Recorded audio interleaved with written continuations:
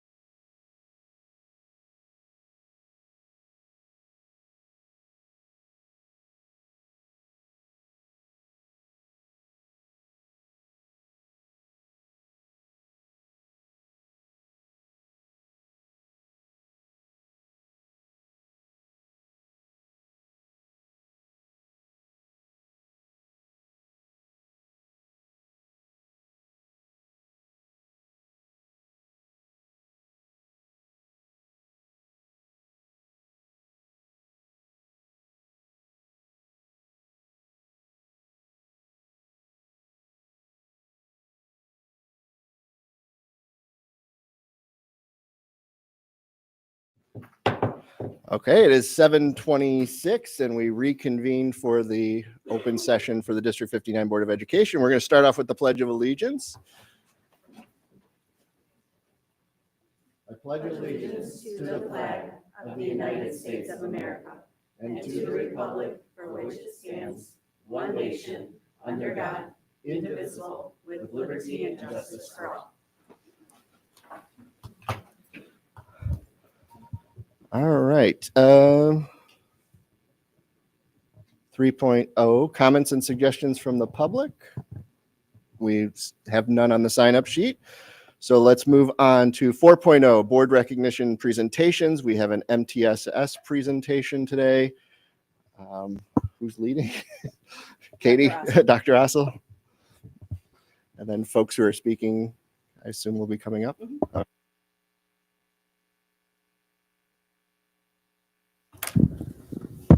Good evening.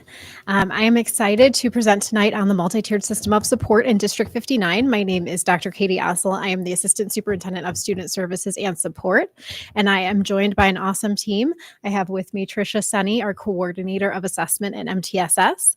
I also have with me Sarah Magnificki, who is a first grade teacher at Byrd Elementary, Amanda Hager, a literacy interventionist at Juliet Low Elementary, Dawn Suarez, a math interventionist at John Jay, Mike Wheatley, Friendship Junior High principal, and we have various others in the room, all of which participate in the MTSS process at various levels. We are all part of this great system of support. So tonight we are going to go over some requirements for MTSS in the state of Illinois. We are going to talk about best practices. We are going to talk about practices that demonstrate how we make database-based decisions for instruction in District 59. And we are going to go through some student profiles to demonstrate how that happens. So we have various student profiles. I would ask, if possible, to hold your questions till the end because we may answer them in one of the profiles that is coming up. So first and foremost, we are required in Illinois to use a tiered process of school support that utilizes differentiated instructional strategies, that provides scientific research-based intervention, that continuously monitors student performance using scientifically research-based progress monitoring tools, and to make educational decisions that are based on a student's response to intervention. The way that we do that is through a multi-tiered system of support, which essentially is a framework with which we make academic and behavioral decisions as a school entity. The premise of a multi-tiered system of support is that all students benefit from a strong Tier 1 universal approach, that some students will need layered on targeted intervention, and that very few students will need very intensive intervention to meet their academic goals. Tonight, we are going to be focused mainly on tiers 1, 2, and 3, but the multi-tiered system of support also encompasses things like our talent development program, enrichment, acceleration, and special education and specialized services. In District 59, we utilize MTSS coherence maps. This was an idea that was brought to us by one of our curricular providers, HMH, to help us outline all of the continuum of educational support that we provide in the district for each content area. So we have these maps for math, literacy, SEL and behavior, attendance, and mental health. And they help us look at if we have any gaps in our system that we need to fill, if we have the right assessments that give us the data that we need to make decisions that inform our instruction or not. So here's an example of an elementary math coherence map. You can see across the top, we have categories of instructional resources that we utilize. We have pieces that outline the assessment system that we would utilize for elementary math, and we have the process with which we make database decisions for students. Then as you go down the left side, you can see those vary by the approach that we are talking about. So when we have Tier 1 universal, we are talking about the approach that's going to meet the needs of most students. With Tier 1 supplemental, those would be approaches that would meet students who may not qualify for targeted intervention, but still have skill gaps or areas that we need to address within our classroom instruction. Then we have Tier 2 targeted intervention and an even more intensive option, Tier 3 intensive intervention. We also have this for all of our academic areas and our behavioral areas. This is an example of our elementary literacy coherence map. So this is how we look as a system at our multi-tiered system of support to determine if we have everything in place to be able to design instruction that meets the needs of every learner.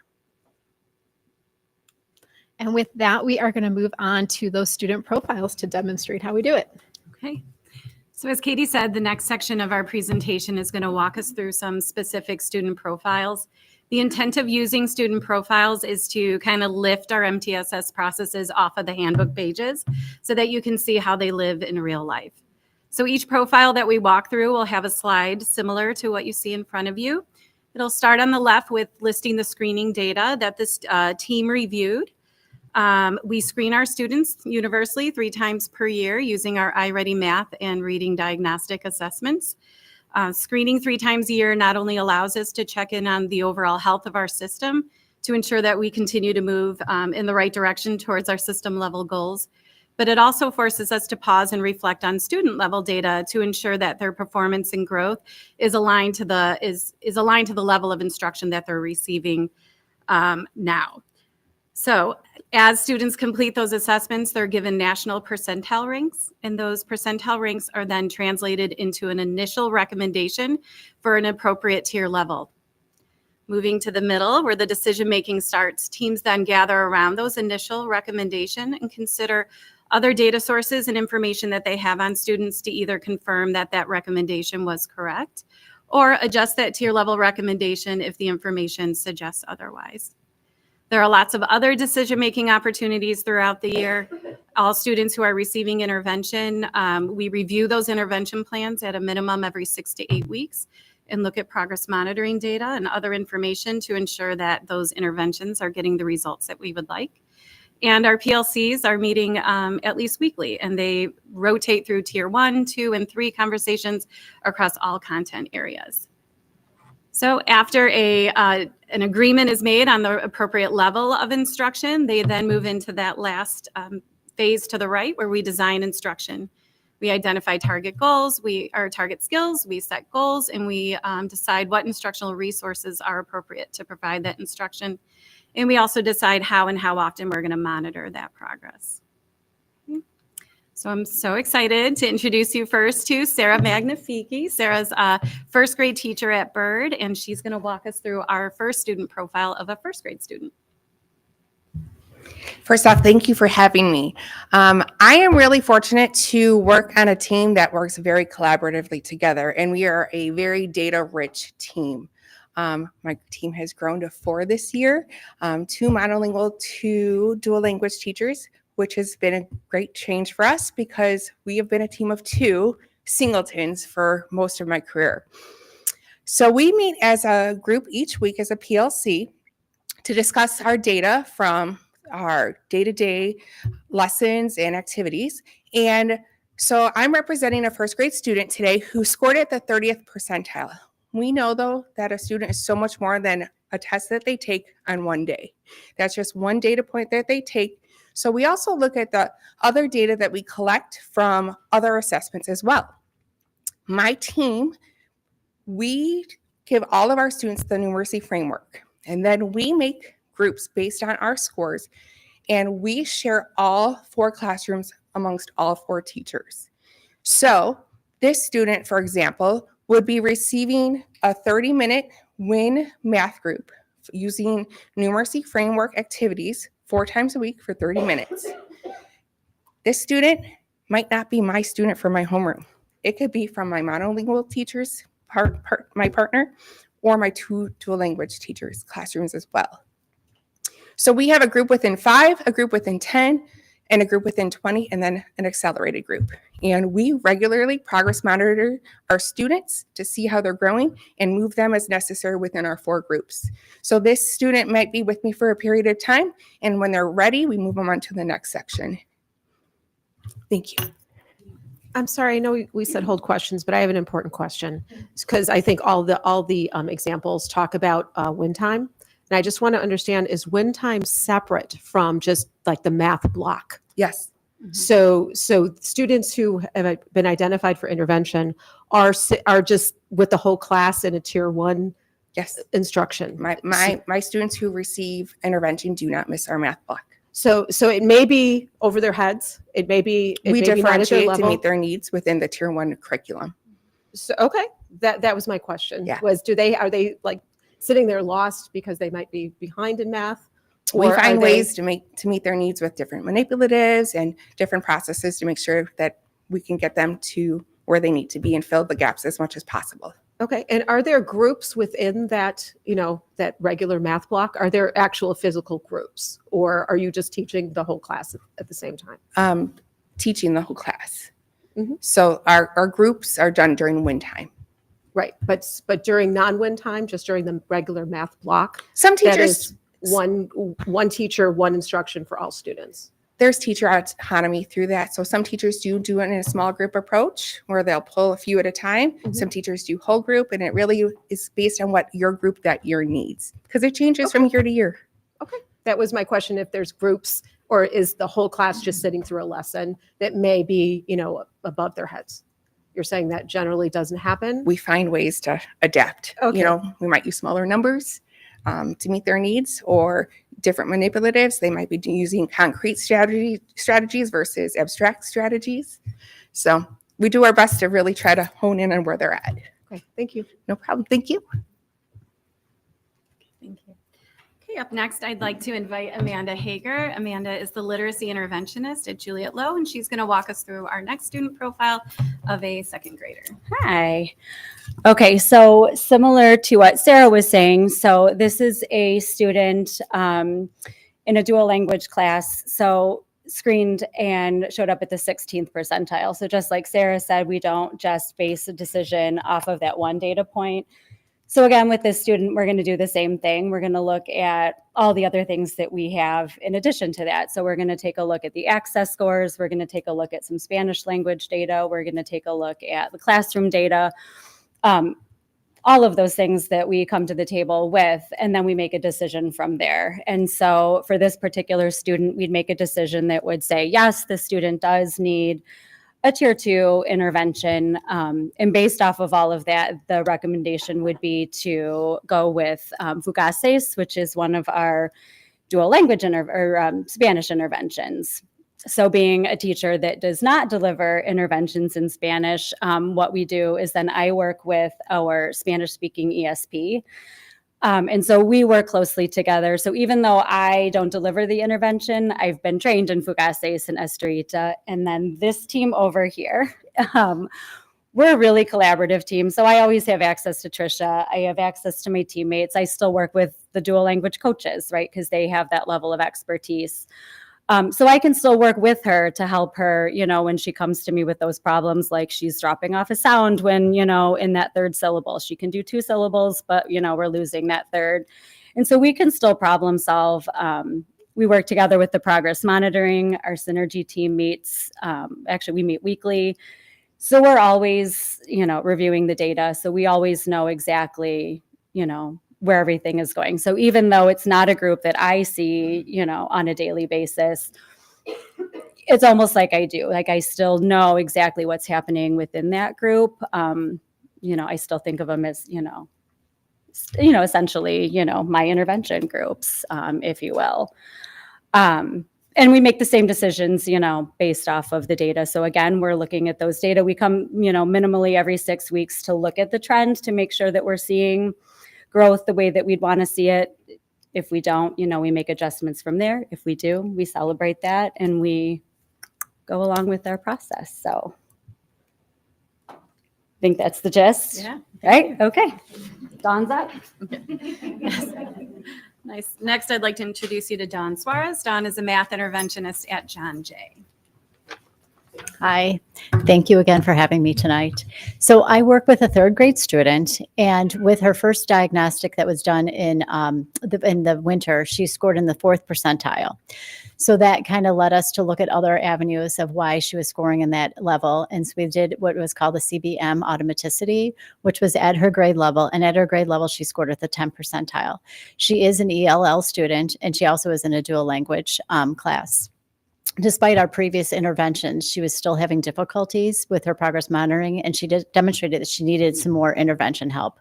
So currently she is receiving a Tier 3 intervention with me. She's in a Number Worlds, which is a Tier 3 intensive program, and we meet for 45 minutes 4 times a week with another student.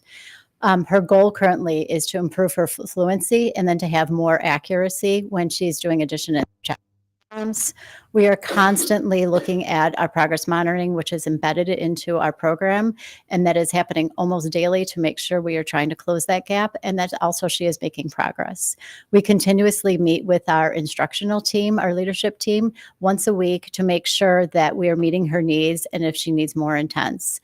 I'm constantly, whether it's in the lunchroom or in the hallway, I'm constantly having conversations with the teachers to make sure that my students, when they're back in the classroom for that core, that they're being successful and they're not feeling that frustration. And then how can I support them best when they're back in the classroom?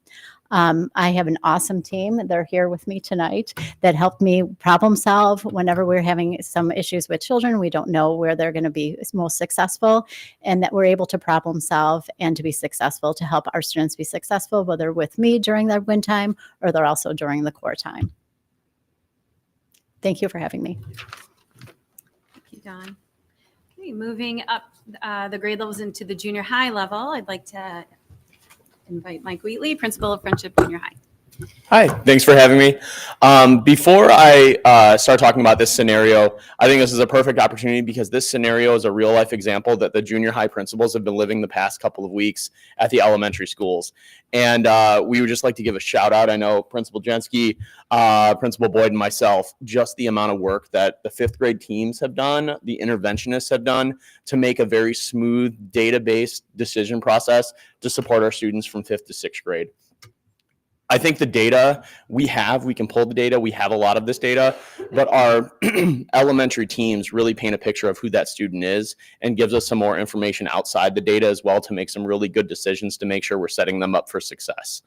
So in this particular example, this student maybe going into 6th grade is performing at the iReady level of the 86th percentile in reading, 82nd in math, panorama reporting all strengths in those areas. And then that team has a discussion. So what this process actually looks like for us is we do make recommendations based on the data. And then elementary teams really have about a month to talk, whether that student's receiving EL services, we get TDP input from teachers, we talk to interventionists to really make this recommendation. And in this case, the student, based on some data that we also saw of prior iReady reports on grade level common assessments, like we would look at IM assessment, we would want to place the student in accelerated math and advanced ELA going into 6th grade. On top of this, if this is currently a 6th grade student, this process looks very similar, but at the grade level team MTSS process. So we look at the diagnostics, see if there's any change. A lot of these kids have been put on a watch list, like, hey, let's see where they're growing. Let's look at where their common assessment and study sync. Are they doing well there? Then are they meeting that goal then on the next iReady assessment? And we can make those schedule changes even mid-year to provide opportunities to students at that time as well. Mr. Wheatley, I Yes. just have to ask you this question because I'm a parent of Friendship alums. Yeah. If you don't mind me asking, do you still support the double accelerated math program at Friendship? Absolutely. So we How's that have, we actually are just moving a couple kids into the double accelerated going on, and we're making that transition. And what's really fun to see in the multiple years of being the same math curriculum is we've pinpointed exactly what that student needs to make that jump even mid-year or even going into 4th quarter. We've identified summer work for prepping those kids that might be making that jump there. And a lot of places you get that if you're not in that accelerated track in 6th grade, it's really tough to make that jump. And I want to give a round of applause to our math team, the teachers, Michelle Benages, who have really worked to make sure that those pathways are there for the kids and not just making that decision from 5th to 6th grade, that we make that decision, even students going from 7th and 8th grade as well. Very good. Thank you so much. Yep. And I have to say, my daughter was one of those students that in TDP in 5th grade went to Holmes, but her iReady score was not high enough. So went into regular math in January, 6th grade and moved up to accelerated, and 7th grade to double accelerated. So, and she did get enough, materials for home and things like that to work on that. So. Thank you, Mr. Wheatley. I'm actually going to walk us through our last student sample. You can see this is a 7th grade student whose iReady performance in both reading and math resulted in a Tier 2 recommendation for both. The 7th grade team reviewed those recommendations and did confirm with other information that the Tier 2 recommendation was appropriate for math, but did adjust the reading tier level to 3. Further analysis of some data found that while the student is developing some nice skills and strategies in comprehension, there was still a need for some foundation instruction in foundational reading skills, which is pretty intensive at the junior high level. So they shifted that down to Tier 3. So this student is receiving Tier 2 math intervention using the IM adaptation packs as well as the iReady instructional pathway 4 days a week during the WIN block, and then is receiving Tier 3 reading intervention using Read 180 the code in lieu of one of the electives 5 days per week. So that gives you an example of a time that they had adjusted from that initial recommendation based off of other information. Moving forward, we have some data sets that I know is not new to the board, but we did want to bring up and highlight as they are connected directly to some of the goals that we have related to our multi-tiered system of support. One goal that we set a couple years ago was to increase our ability to provide intervention to all students that are in need. And you can see that we have majorly increased our ability to do so through a variety of avenues. And I'm proud to say that we, of most recent, are in the mid-90s for reading and math and at 100% for behavior. So we are moving in a great direction. So with the ability to strengthen our core instruction and increase our ability to provide quality instruction or intervention to students in need, you can see over time the number of students requiring intervention continues to decrease over time, which then in return is increasing the number of students who are able to be adequately supported by the core. And as you are aware, we have a goal that at least 80% of our students be adequately supported by core alone so that we can comfortably support the remaining students who are in need of something more or different.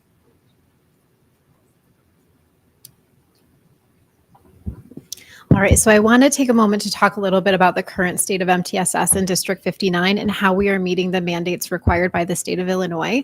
But before I do that, I want to make sure that we understand that every educator is a key and essential part of our multi-tiered system of support.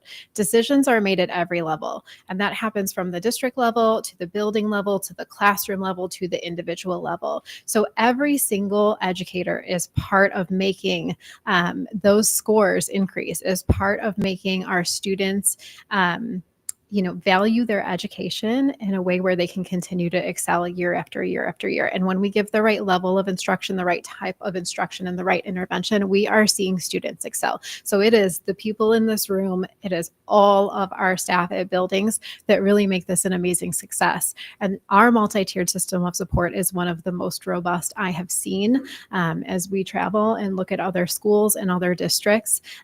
We are hard pressed to find people who have as many resources as we do and are using them as effectively. So I just want to thank all of the staff that are part of that process, because together we have created this system that is absolutely working for our students. So where are we right now and where are we headed? Right now, we have a very clear tiered process in District 59. We successfully and fluidly use that process. We utilize differentiated instructional strategies for all students within Tier 1. We provide students who are falling in average ranges, but below grade level with supplemental instruction. That can happen during WIN times and during core instruction. And we provide students who are falling outside those average ranges with scientific research-based intervention. We have solid screening and monitoring systems in place. We screen 3 times per year for academics and twice per year for SEL to ensure that all students are reviewed and considered for intervention. That does not mean that we aren't looking at data at all points of time, that we can't enter students into intervention or provide supports at any time. These are 3 points in the year where we make sure we pause and really reflect and look at every single student so that no one is missed. We also continuously monitor student growth and performance using appropriate progress monitors, and those instruments are research-based as well. And this all occurs through our team functioning.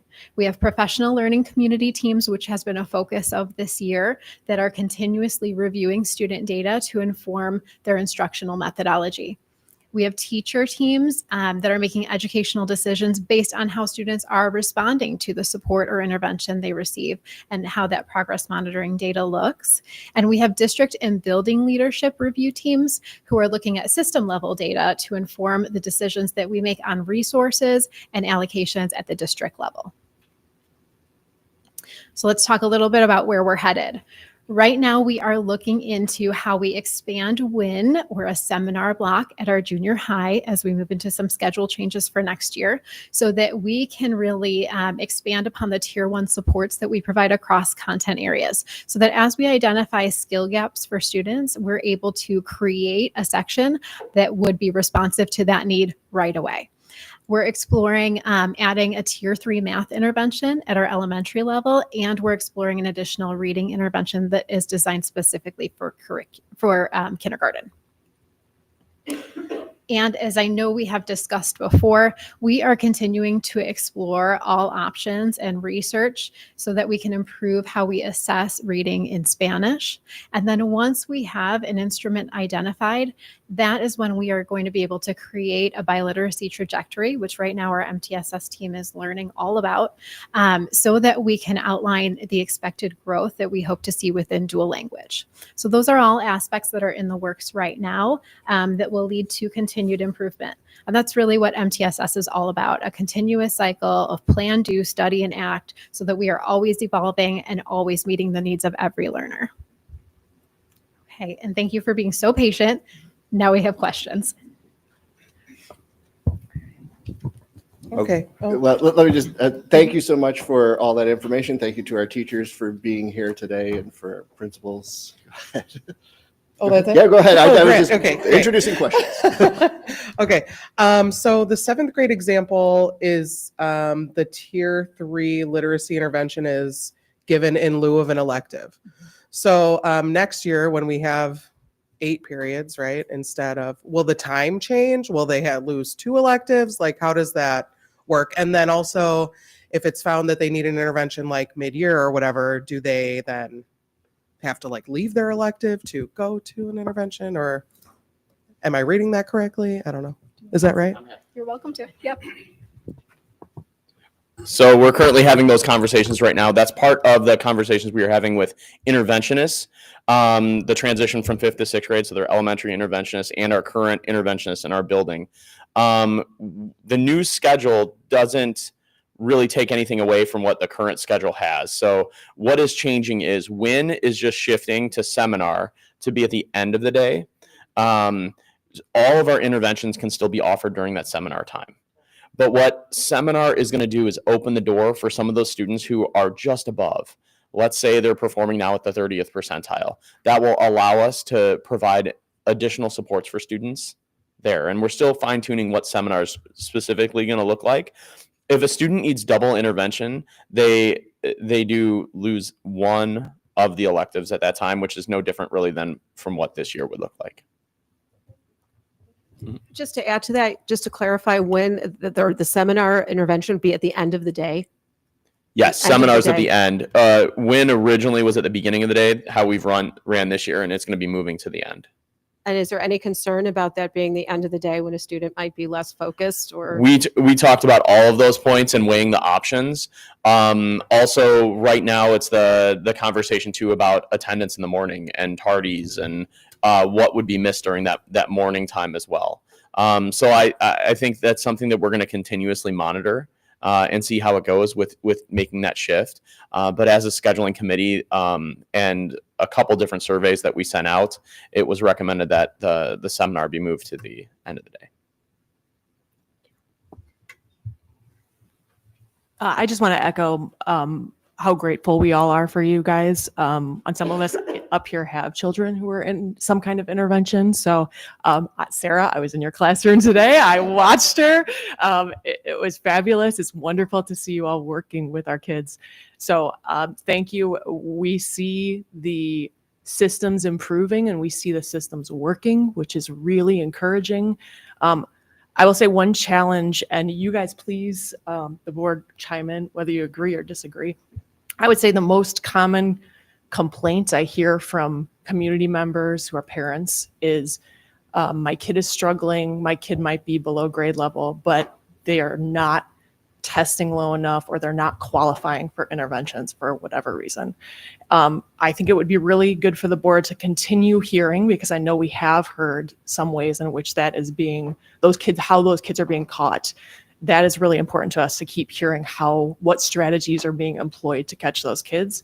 And also, I think, and please chime in here, the board is extremely supportive of any additional measures that are taken for a specific academic remediative programs that are going to catch those kids. So anything further that we can do to support that, I think we're very much in favor of. What do you all have to say?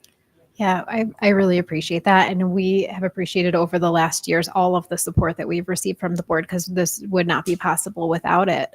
I do think we have some people on our team that could speak to that Tier 1 supplemental piece and what that looks like when we have students who may not be qualifying for intervention, but are still receiving support because they are below grade level. Does anyone want to add to that? Okay.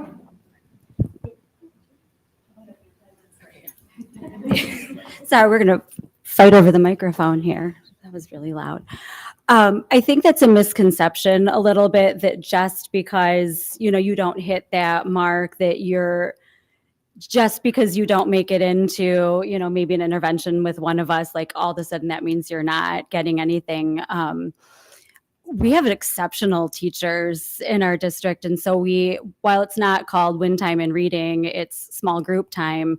And what a lot of our teachers do, and they've got it down to a really good science, is like Sarah was saying, you have 3 teachers on a team and they're shuffling. So they've all they give, a lot of teachers have given this year, it's like a qualitative spelling inventory. And so they're taking a look at, it's like a spelling test almost, and it will kind of give you, where they're falling apart phonetically. So you can see, this group needs words with silent E, and this group's on vowel teams and whatever. And then these teachers will then take those groups and then shuffle them. And so it's small group time. And it's like, hey, Sarah, can you take the group that's working on, long vowels? I'm going to take the group that needs work on sight words. And so they're shuffling within. So even though they might not be making it into an actual intervention, our teachers really are doing a lot of work to make sure that during that time they are getting some more focused instruction. So it's not necessarily that they're not making it into an intervention. They just, they're getting their small group supports, I think, just in a little bit different of ways, if that makes sense. You want to add on to that? And that's where I'm going to plug, as someone who's been a singleton almost my entire career, you can only do that when you have a teammate. When you don't have that and you have 29 kids in your room as a singleton, that is very difficult to meet the needs of every child in your room.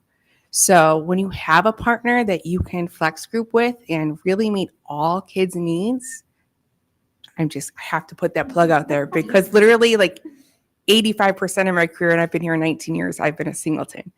So it makes a huge difference. Just to clarify, Sarah, how many kids are in your class right now? Right now, there are only 13. Yes, that was a long time ago. I had 29. Yes.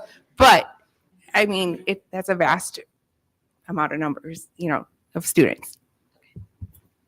And I guess just from a math perspective, even though they're not in an intervention, they are still getting what they need. So what I need, they're not that, it's just, I guess, easiest to say is just, it's an intervention. I guess it's the way that they've formed as far as that lowest group, but they're still getting the help that they need, whether it be in a lot of our classrooms, the teachers all 3rd, 4th, and 5th grade, they all do, I think what Sarah was saying, that they all get together and they group kids and they give them what they need during that time. So even though it's not like a formal intervention, these kids are being talked about constantly, and they're continuously being evaluated, continuously being progress monitored to make sure that they're not falling below, and that we're continuously looking for ways that we can help them.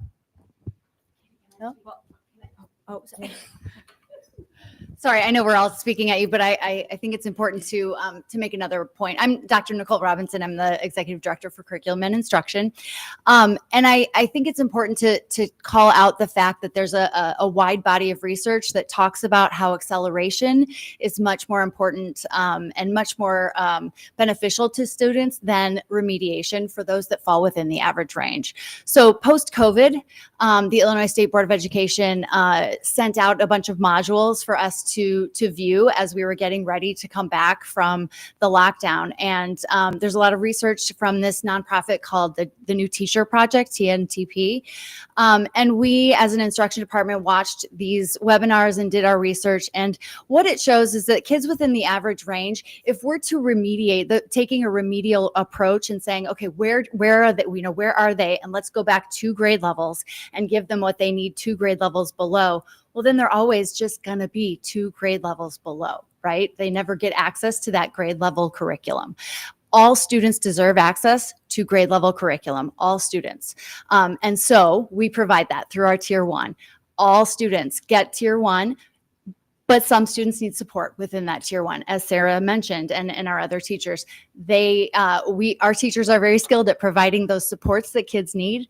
But kids within the average range are going to accelerate further by getting their grade level curriculum and then receiving supports to access that in the way that they need it, rather than taking the approach of giving them a couple grade levels below. Now, the only exception is foundational skills and literacy. When we don't teach foundational skills from the beginning and take kids exactly where they are and bring them up for the code, then that's the issue. But other than that, there is a lot of research. And so we're happy to share with you that information if you'd like to read it.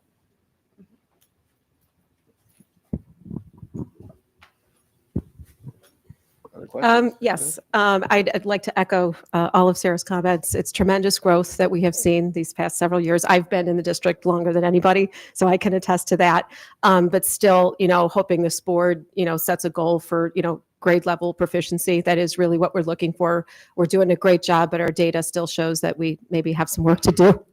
I did ask a lot of questions in advance. I'm not sure they were answered. I'm not going to ask them all, but I kind of just want to, kind of get to the most significant ones. And one of them is the percentages that we say, students at 10%, 11%, 12%. Does that correlate at all to the performance of that student's classroom? Like if, the understanding I've heard is that if most of the class is 2 years behind, then that's Tier 1. And you're not necessarily going to get intervention unless you're at the bottom 10% or 25% of that class. Is there any truth to that? Can you clarify that for me? So can I summarize? I think the question is the tiering, the percentiles is at each individual school, or is it across? Yeah, that's the question I asked. The norm. Right. Is it that I asked in advance? Is it based on the classroom, the school, the district, some other norm or other population? Yeah, the percentiles are national percentiles, so how our students compare to same grade peers across the nation. I think we definitely recognized that we had a Tier 1 problem, which is why initially our main priority as a district was getting solid core curriculum and ensuring that we can get closer to that 80% mark being adequately supported by the core. That is best practice, so that we know that our core is working for the critical mass or the majority. So we have recognized that, we are still working on strengthening our core and that, but the percentiles that we use to identify students who might need something different are compared to national comparisons, so that when we can recognize who are the students who are growing outside of what the current trends are finding to be typical or expected, then we want to try a different approach for them. For students who are growing at a rate and performing similar to what we're seeing across the nation, but do need that scaffolded support, we're able to provide that during that protected win time that is separate from the core, so that we can ensure that we are making connections back to the core so that they can apply those skills.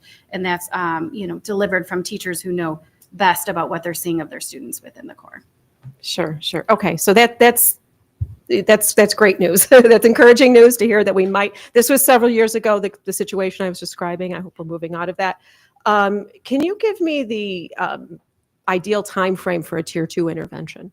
Like how long would we ideally you need a tier 2 intervention to get the student back to tier 1 or to tier 1? Yeah, so that will depend. The duration of how long intervention can be expected is really going to rely on early intervention. And that's why another goal that we have connected to our multi-tiered system of support in terms of intervention was gaining a better balance of preventative intervention to remedial intervention. Before we allocated our interventionist support in a more equitable way, we noticed that we were a little upside down because we had a number of students requiring intervention in our intermediate grade levels and above. So we had this level of urgency. So we're putting as much support as we could there. And it wasn't allowing us to act early and prevent this cycle from happening. So now we have allocated our interventionists in a way that allow us to not only act early, but we also have some interventionists that are able to specialize in that early intervention. So we do see students fade out of intervention at a much quicker rate when we're able to start that earlier on. But at a minimum, we progress monitor and we're evaluating our intervention plans every 6 to 8 weeks. If we are noticing little to no progress, a general rule of thumb, after 2 of those rounds, then we look to see how can we intensify or change what we're doing. That's not to say that we wouldn't after the first round or or not, but definitely after 2, we want to be talking about what more different can we be doing if we're not seeing, especially if we're seeing the majority of the group is moving, but we might have an outlier or 2. What is it that we can do different for that child? Okay, so 6 to 8 weeks is the minimum, right? That's like, I just was wondering if there's some, time frame for that. And who is delivering these interventions? Well, actually, you kind of told us that. It's during the win time. Is it ever just the classroom teacher? I mean, I know I've heard that in the past. Mm-hmm. A teacher said, we don't have it, for example, we don't have a Spanish speaking interventionist. I'm delivering the tier 2 instruction, maybe even tier 3 instruction in the classroom. Yeah, so delivery of tier 3, especially, and even tier 2 from a classroom teacher is our last choice. We want to be able to allow them to have their full focus and attention on planning and providing solid core instruction. What we do find is when we're looking at providing support during that math win time, for example, during our primary grades, there is a lot of overlap between what they're working on and what tier 2 intervention needs are. So there are times that tier 2 in the earlier grades will occur during by classroom teachers during that separate win time, but the majority of our intervention is provided by our literacy and math interventionists, sometimes under the leadership or by an ESP under the leadership of an interventionist if we need like that language support or we need to divide a group up. Well, please let the board know what you need if that's an area, right? We're just trying to identify where we feel there's still struggles, because we'd like to help allocate resources. Another just general question is if parents are looking for additional support or homework or something. Homework hasn't been mentioned in a long time in this room. I just wonder, is that available to parents? Yeah. Nicole, would you want to? Sure. You're asking about additional supports or homework that could be provided? Sure. If a parent says, I feel like, my student needs a little more practice, let's say math, paper and pencil practice. I know that we have iReady and things like that, but if parents are asking for more for their kids, they feel they could support them at home. Is that something that's available? Are there materials available? Yes, absolutely. So there, our core resources have plenty of supplemental materials that teachers can give if a family feels like they wanted additional support or practice at home, both in our math and our literacy programs. There's plenty available. So a parent would just want to contact the teacher and talk through that with them and see what would work best for the student. Sure. Yes. And go ahead. Speaking of homework, I know in the past we didn't really support homework. I also heard there is some shift to, support, maybe not be extreme, but support. Right. I mean, what's our policy now on it? So there is a policy, there's a board policy, and then we also have information in our family reference guide if parents want to go there to see what our homework recommendations are. looking at the research, there's not a ton of research that shows that homework has an effect in elementary schools. So we tend to not give a ton of homework in elementary. We'd rather kids go home and play, families, and have some downtime. And also, the idea of homework can come with a little bit of inequities, right? Some families have support for their children to do homework at home and others do not. And so those are things that are out of our control. And so we don't often rely on those pieces to support the learning process. But yes, we have teachers can give homework. There's a certain number of minutes that are recommended. No homework. It's just there's not a no homework policy it's as at needed all, at this point. Basically. Absolutely. Okay. That's good to hear because I know I always was saying like, I mean, if the parent wants to give homework, I'd love for the teacher to be able to support and have the same message. Yes, absolutely. And it will be there in high school, guaranteed. For sure. I'm sorry, I'm almost done. So I just want to understand through the MTSS evaluation process, if a learning disability is suspected, I understand this isn't a special education discussion, but I've got to believe that if a learning disability exists, this may be the first step in identifying it.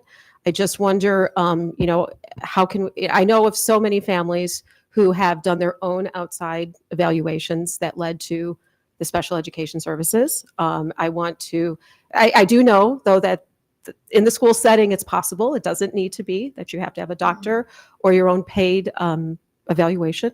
But I just want to understand if that is, can the process of MTSS identify special, a disability, and can it help guide families down the right path?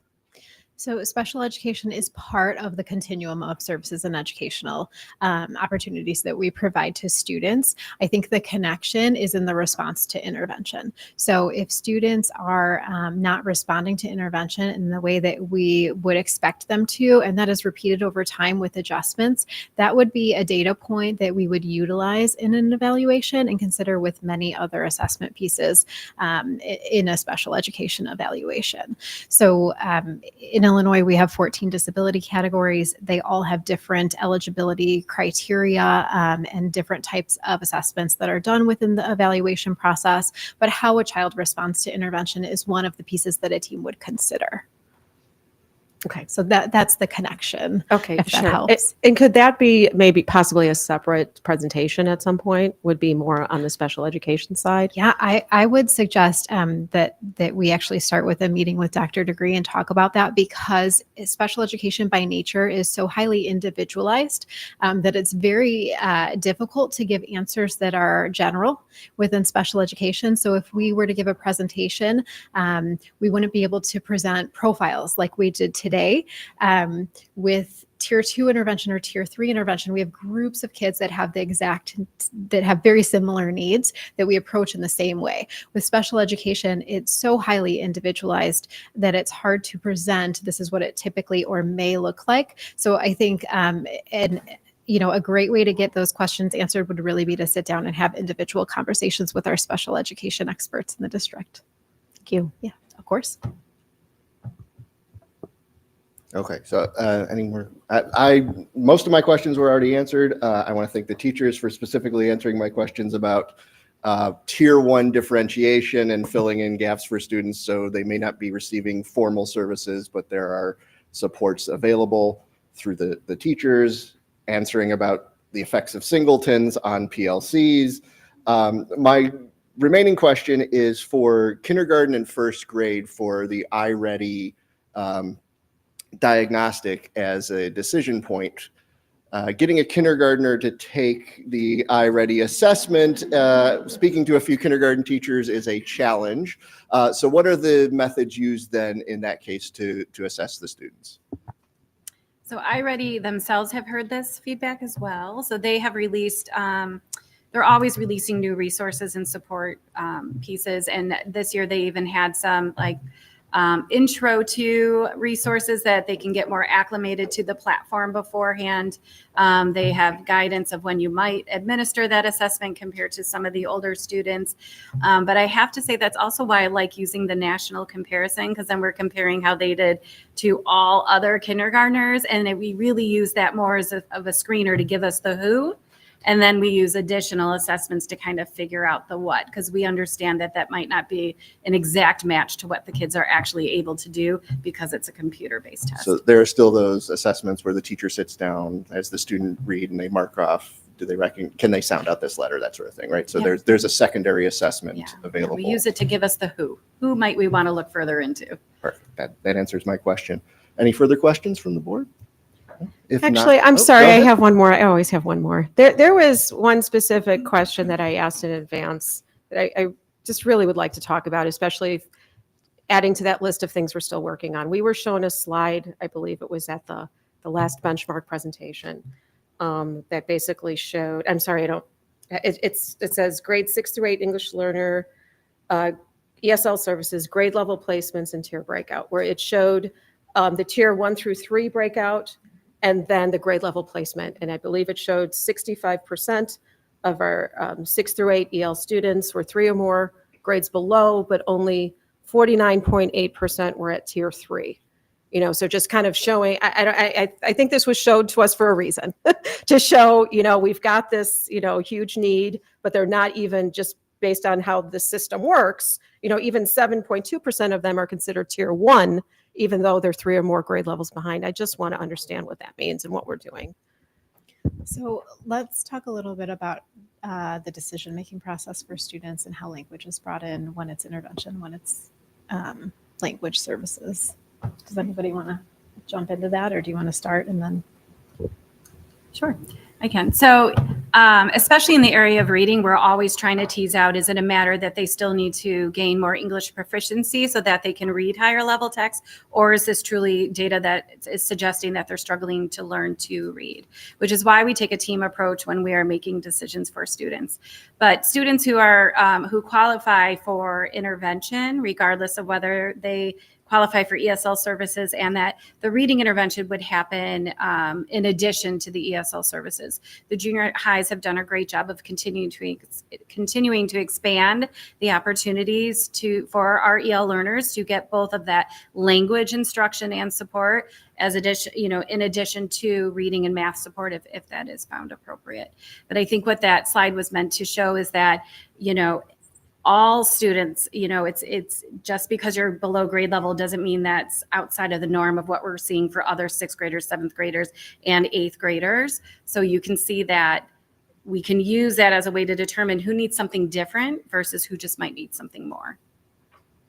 All students are getting something, right? Just the fact that 7.2% are in tier 1, they're still getting support, Yeah, even because especially- they're 3 or more years behind.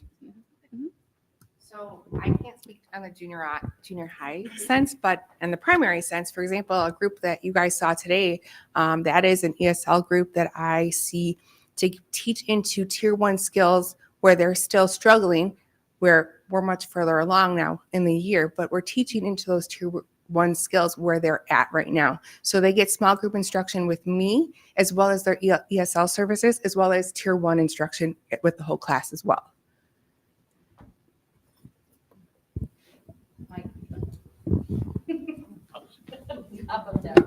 A little bit different at the junior high because we do provide services. So one of the big services that we actually have started providing is Avid Excel for our students that are on the cusp, especially when it's a language need.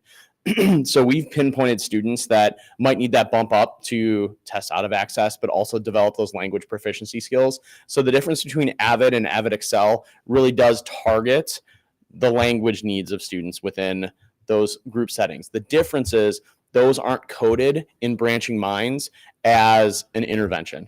That's more of a support. So even though they are, it is a support, it is research-based, it is structured that they're getting at. The other piece of it is I think it's good to talk about the newcomer supports that we're being provided too, which definitely is a big lift for our team. But as we've developed over the years and continued to make changes and even more changes going into next year, we do have newcomer win groups where those teachers are also working on the language development with those students, where we haven't really pinpointed, is it a reading need yet, or is it a language need? So yes, they are receiving supports, and yes, those grade level newcomer teachers are also working with our grade level teachers within the strength of their PLC to have that common planning time. Like, how can we accommodate, how can we support the students that are in a science class now that they're an exited newcomer, because that is, as the elementary teachers are providing all those services within their classroom, we then have that PLC to then work with grade level teachers on developing those tier 1 supports.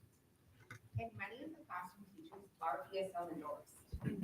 So that also use their language learning. Right. Yeah. I appreciate all that. I'm just trying to understand this slide. You showed it to us and I just want to make sure everyone who's 3 or more levels behind is getting the intervention they need. I'm specifically focused on these 6 through 8 students. Thank you. All right. Thank you again. Very informative. Okay, that moves us on to, I'll give you a moment. Superintendent team's reports. Yep. And Yes, who are thank you here so for much. MTSS, feel free to head home. I know it's been a long day. So I would just like to reiterate that when we talked last month and said that our MTSS program is top notch, it truly is. I would challenge anyone to go out to another school district and see what anything in comparison to what we're doing. And I think what's so important is that it's really hard to assess where we are today without looking at where we've been. And we had the behavior intervention committee prior to this meeting. And even then we talked about the number of SEL interventionists. When I started, we had 1. We now have 3. When I started, I don't even know how many interventionists we had. We have a whole lot more. So that allocation of resources, those shifts that we've made in the last several years have just been so impactful. And then it just allows the artistry and the expertise of our classroom teachers and our educators to really do what they do best. And so it is truly, as Dr. Ossel said, a team effort. And it is something to really, really be proud of. And I think the proof is in our data. So thank you to everyone. All right, so superintendent reports. So we have our 2 monthly updates that will be coming out at the end of this week. It's hard to believe it's already been a month since you got the first one. We'll talk a little bit about the long range facilities planning steering committee at the end during committee reports. I'll have an update on that. And then the goals around our dual language pieces are pretty much in line with what you saw last month, not too much to report. We are very excited about the iReady webinar and really being able to get those assessments in place, and excited for the planning that will come as part of that process. For accountability and assessment, I gave a plug earlier at the Behavior Intervention Committee about our 5 essential survey. That really is our statewide survey that allows us to capture feedback on our climate and culture in our schools from both our students and our families, as well as internally with our staff, and excited about our response rates. For parents and families, we need at least 20% in order to get our data. So I think we are pretty close to hitting over that across a lot of our schools. 11 schools so far have hit that threshold. So woohoo, good job to our schools. Thank you to our families. That's great feedback. And it is the most longitudinal data that we have as a survey tool. So it is really great to see year-to-year progress. State testing, we started our Illinois Science Assessment testing for our 5th graders and our 8th graders. And I know it was coming back after the time change and all of that. My 8th grader complained as well, waking up Monday morning. But we have a lot of state assessments that we have to pack in a short amount of time. So appreciates everyone doing their best to support our students through that process. Oh, sorry. I thought you had a question, Michelle. Sorry. Yep. Leaning in. All right. And then, as we've spoken about before, April 1st, Election Day, but also District 59 Institute Day. So our schedule went out to our staff today. Excited about all the learning opportunities and sessions for our staff to participate in on that day.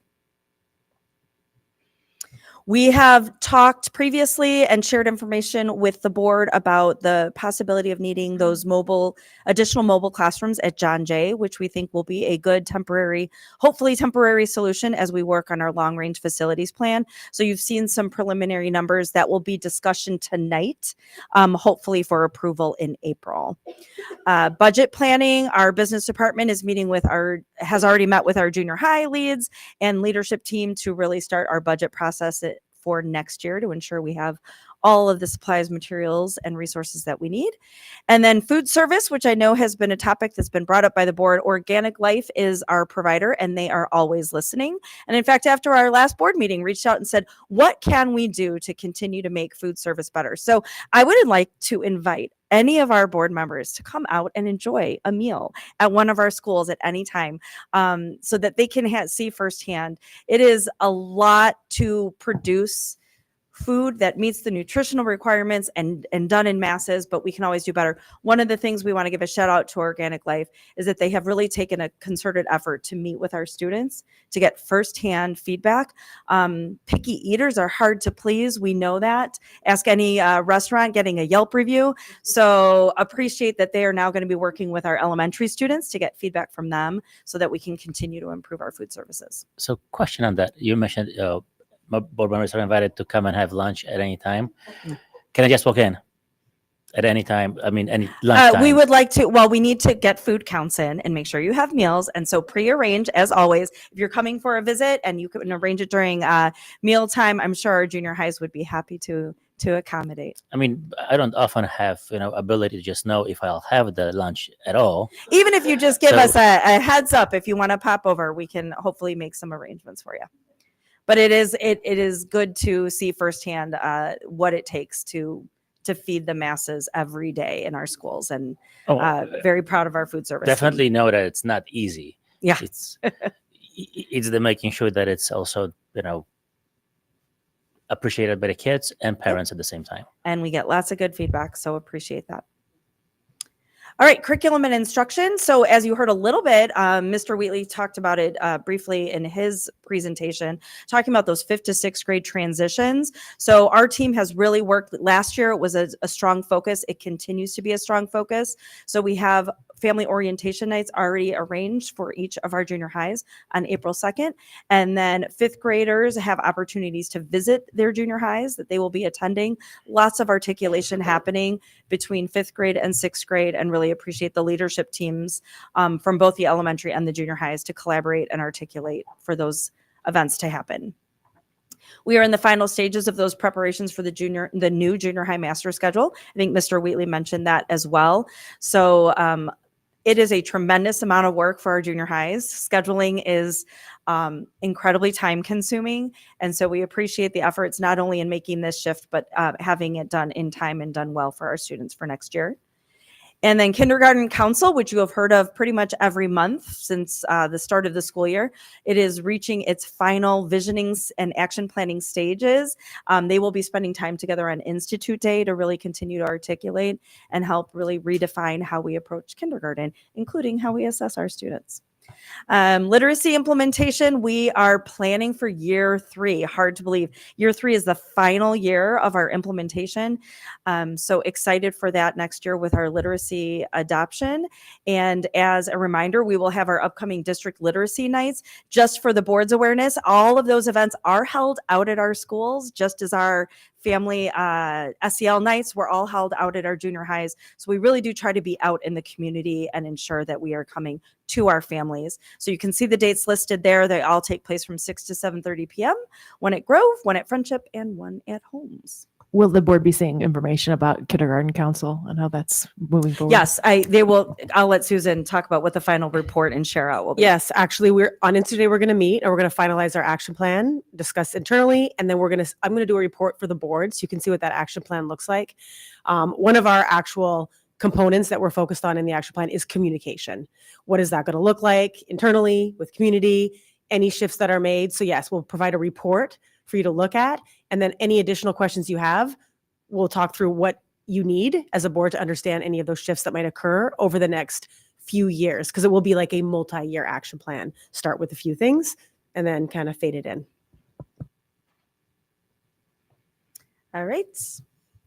Human resources. So staffing still underway. It is a full-time job between now and the start of the next school year. So we have lots of job fairs that our various administrators and leads have been attending: ISU, NIU, NEIU, and University of Iowa, etc. So lots of good opportunities to meet some new and aspiring teachers, including some of our own District 59 children who are now old enough to teach. So excited about creating those relationships and partnerships out there. Always exciting. We are facilitating student-teacher partnership meetings. So any student teachers that we have, making sure that we are capturing them and hopefully will be their first job offer for those who have successfully made it through their student teaching. And then identifying all of our job openings, we are getting those out and posted so that we can ensure that we have the healthiest and strongest candidate pool. Collective bargaining has been happening that we've been updating the board on. So thank you to our DEA and to our board reps who have been tirelessly working. It is moving along. We've had 11 evening sessions, 11 really big meals.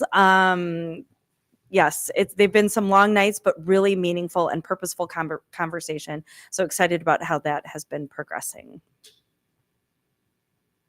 Student services, so PLCs, you heard a lot about that tonight, professional learning communities. So we've been working with PLC Plus, and that has been an ongoing professional learning opportunity with our lead activators, who are identified teachers at each of our grade levels who receive additional training to really be leads amongst their colleagues.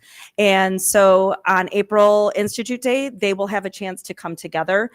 The lead activators have a chance to meet, with their own teams within their own school, but very rarely do they get those opportunities to really collaborate outside of their schools. So Institute Day is going to be a great opportunity for all of the first grade leads to really get together and start sharing some ideas and reflecting on the year and planning for next year.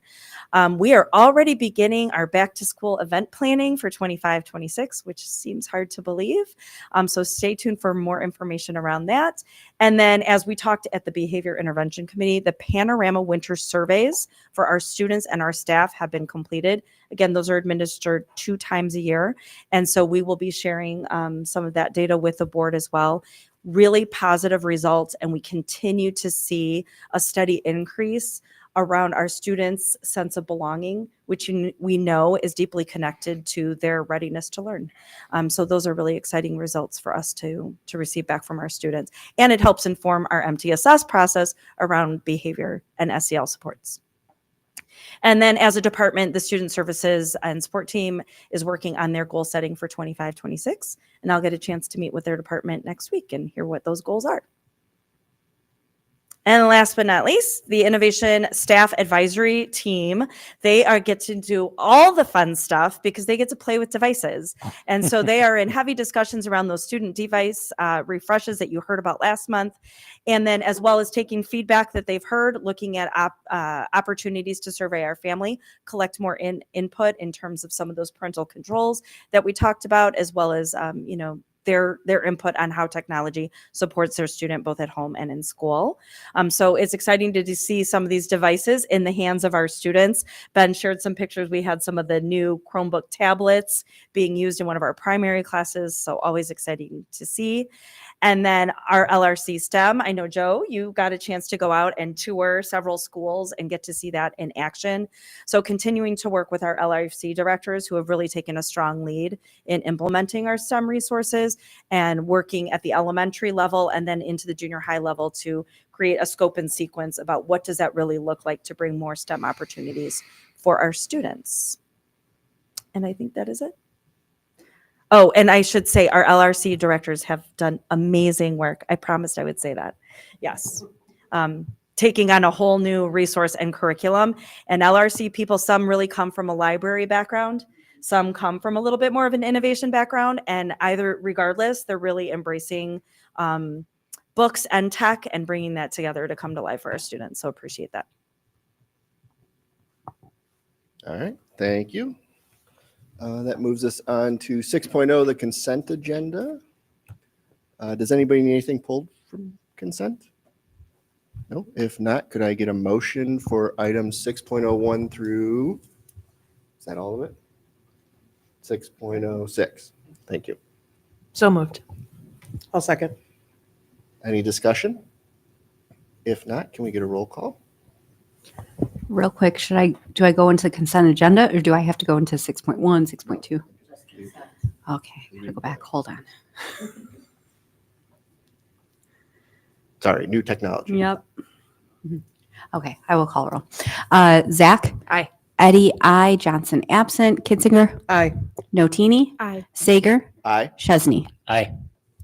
and the motion passes. If I can just interject really quickly, as part of what you just approved was the move from our 0.5 to our 1.0 position for Director Danny Malik. So very excited to welcome him starting July 1st as a full-time employee of District 59.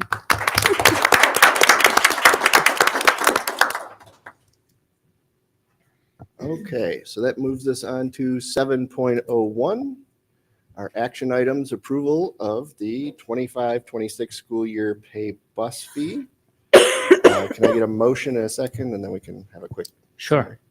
I'll make the motion. Be it resolved that on the 12th day of March 2025, the Community Consolidated School District 59 Board of Education establishes the 25-26 school year pay bus fee at $525, which is flat compared to the previous year, 24-25 school year.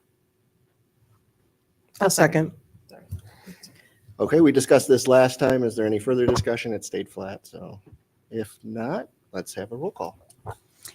Eddie, I. Johnson, absent. Kitzinger? Aye. Notini? Aye. Sager? Aye. Zach? Aye. Oh, Chesney. Aye. Forgetting about Was- me. was Sorry, it did. I had to roll. That was everyone? Yes, it was. Okay, motion passes. All right, that moves us on to 7.02, approval of donation to Salt Creek Elementary School. I'll make the motion. Always. Be it resolved that on the 12th day of March 2025, the Community Consolidated School District 59 Board of Education approves the donation from Barksdale School Portraits to Salt Creek Elementary School in the amount of $616. This donation will be used to support the purchase of fifth grade yearbooks.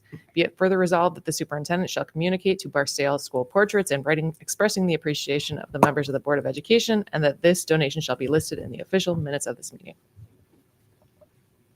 I'll second. Motion and second. Does anybody have discussion of this other than to say thank you very Yeah. much? Yes, to Thank you. Barksdale that's exactly School what I would say. Portraits? Thank you, kids. Definitely appreciate it. I know my daughter was pestering me about making sure to order their yearbook. So when parents can't, it's great that somebody can step in and help out. Thank you so much. Absolutely, it's meaningful to our students. So let's get a roll call vote. All right, Kitzinger? Aye. Notini? Aye. Sager? Aye. Chesney? Aye. Zach? Aye. Eddie, I. Johnson, absent. Motion passes.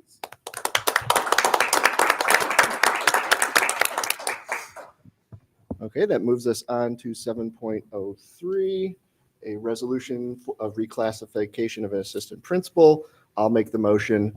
The motion is to approve the resolution regarding the reclassification of assistant principal Jeremy Stroud. Can I get a second? Second. Any discussion? If not, let's have a roll call vote. Notini? Aye. Sager? Aye. Chesney? Aye. Zach? Aye. Eddie, I. Johnson, absent. Kitzinger? Aye.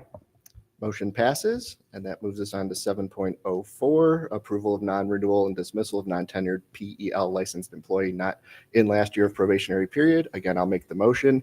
The motion is to approve resolution for non-renewal and dismissal of non-tenured PEL licensed employee not in last year of probationary period, Jeremy Stroud. Can I get a second?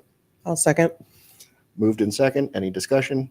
If not, let's have a roll call vote. Sager? Aye. Chesney? Aye. Zach? Aye. Eddie, I. Johnson, absent. Kitzinger? Aye. Notini? Aye. Okay, motion passes. That completes the action items for today and moves us on to discussion items, starting with the student device refresh, which we've heard about several times and hopefully now have information about what the devices are. And did you give them to like the most destructive students? Well, I really do test feel them? like it certainly has been a lot of fun, and I'm excited to share the work that the group has done. And I will say that Dr. Bresnahan stole a little of the surprise, but that's okay because I'm still going to show you some pretty fun stuff that I think is fun. I do want to start by saying thank you very much to our innovation staff advisory team. We do have a couple members of them here. The couple members really want to wave and say hi, don't they? Yes. So Kathy Savage in the back, if you haven't met Kathy, Kathy is the director of IT, does an incredible job of keeping our district technology safe, secure, reliable. Technology is often, I've heard Dr. Bresnahan share this with the board, that technology is often one of those things that if you don't hear about it, that's a good thing because it's working and people aren't realizing that there's a problem. And I will say that Kathy does an amazing job leading the team. Very thankful and grateful to get to work with her. Jenny Santini is also here. She is our innovative learning coach. Jenny has done a tremendous amount of work with some of the information I'm going to share with you, as have the other 26 members of our team. I'm just really grateful to get to work with this group. They have worked really hard throughout the entire year to come to this moment to get to present to you a recommendation for where we're going with technology next year with our students and also with our staff, which I'll explain a little bit as I work through what this recommendation is. So we are at the point after 4 years, we're ready to refresh our devices. And after a year of evaluation, I also meant to thank the instruction department was present. This is really getting to one of those Adrian Brody moments, but I promise I'll move it. I'll move. All right. There's too many people to thank. Okay, so the instruction department did join us for our student evaluations at the end of our presentations from Apple and Google at the end of January, and having their perspective as well and taking their time for a half day was very valuable for our process. So where we landed, you'll see on the screen a couple asterisks because we have landed on a recommendation of a Lenovo Duet G2, which is a tablet Chromebook. It has a keyboard that attaches and detaches and a stylus.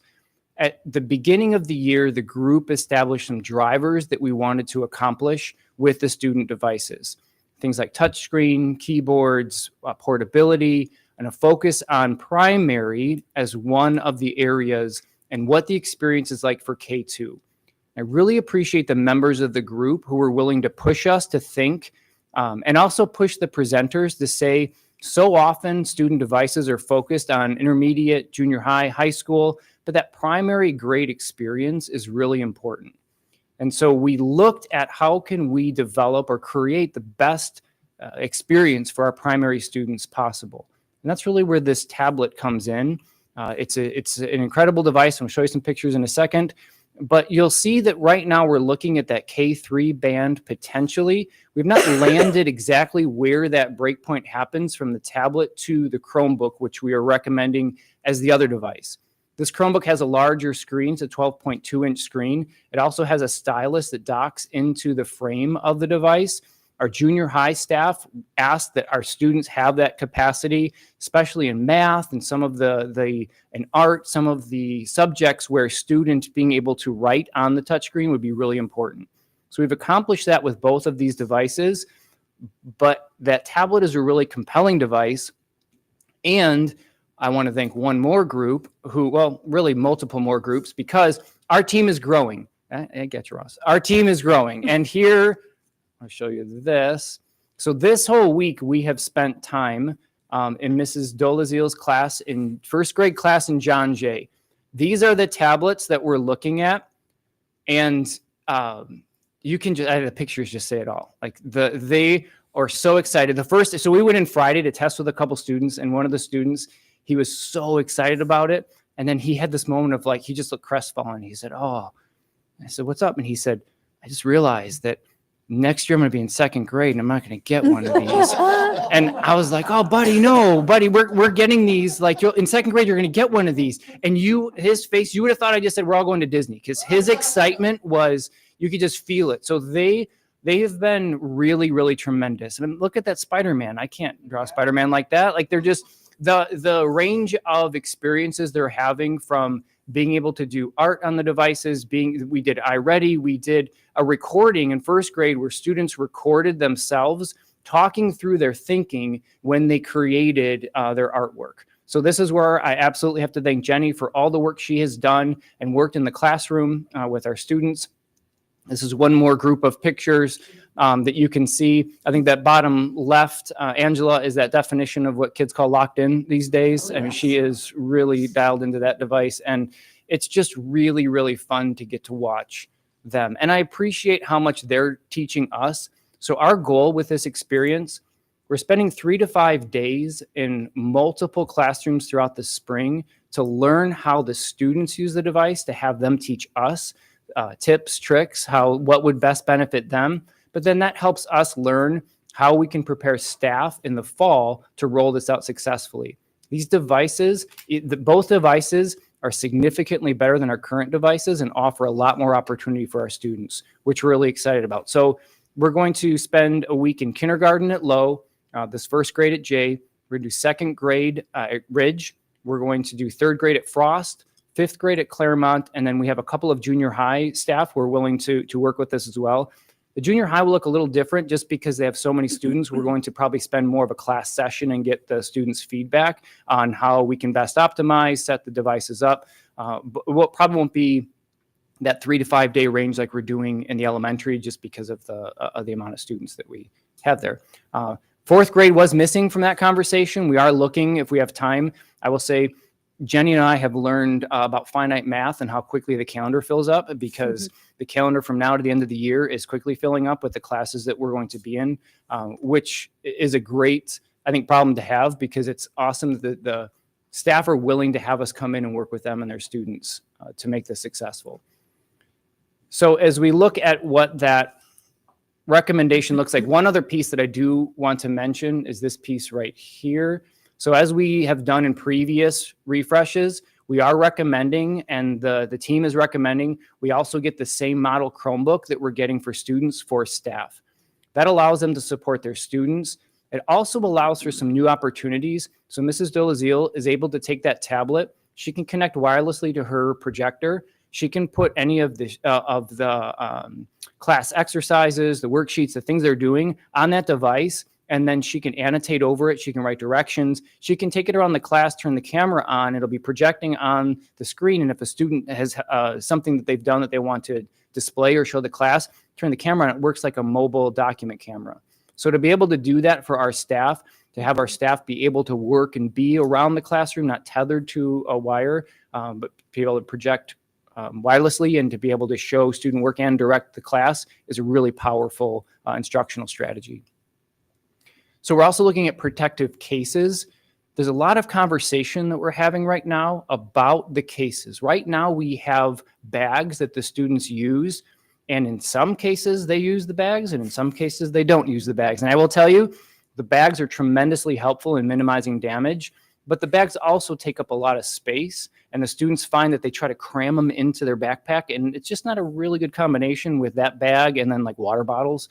Water and computers don't always mix well. So what we're looking at is we have some hard snap-on cases that would potentially take away the bags, because students, when they walk from class to class, or in elementary when they go to specials, in junior high when they're going between classes, in a lot of cases they're just taking the device without any protection. And every time I'm in a school, I'll just hear it, when someone's dropping it, and it happens. It's just part of, we all do it.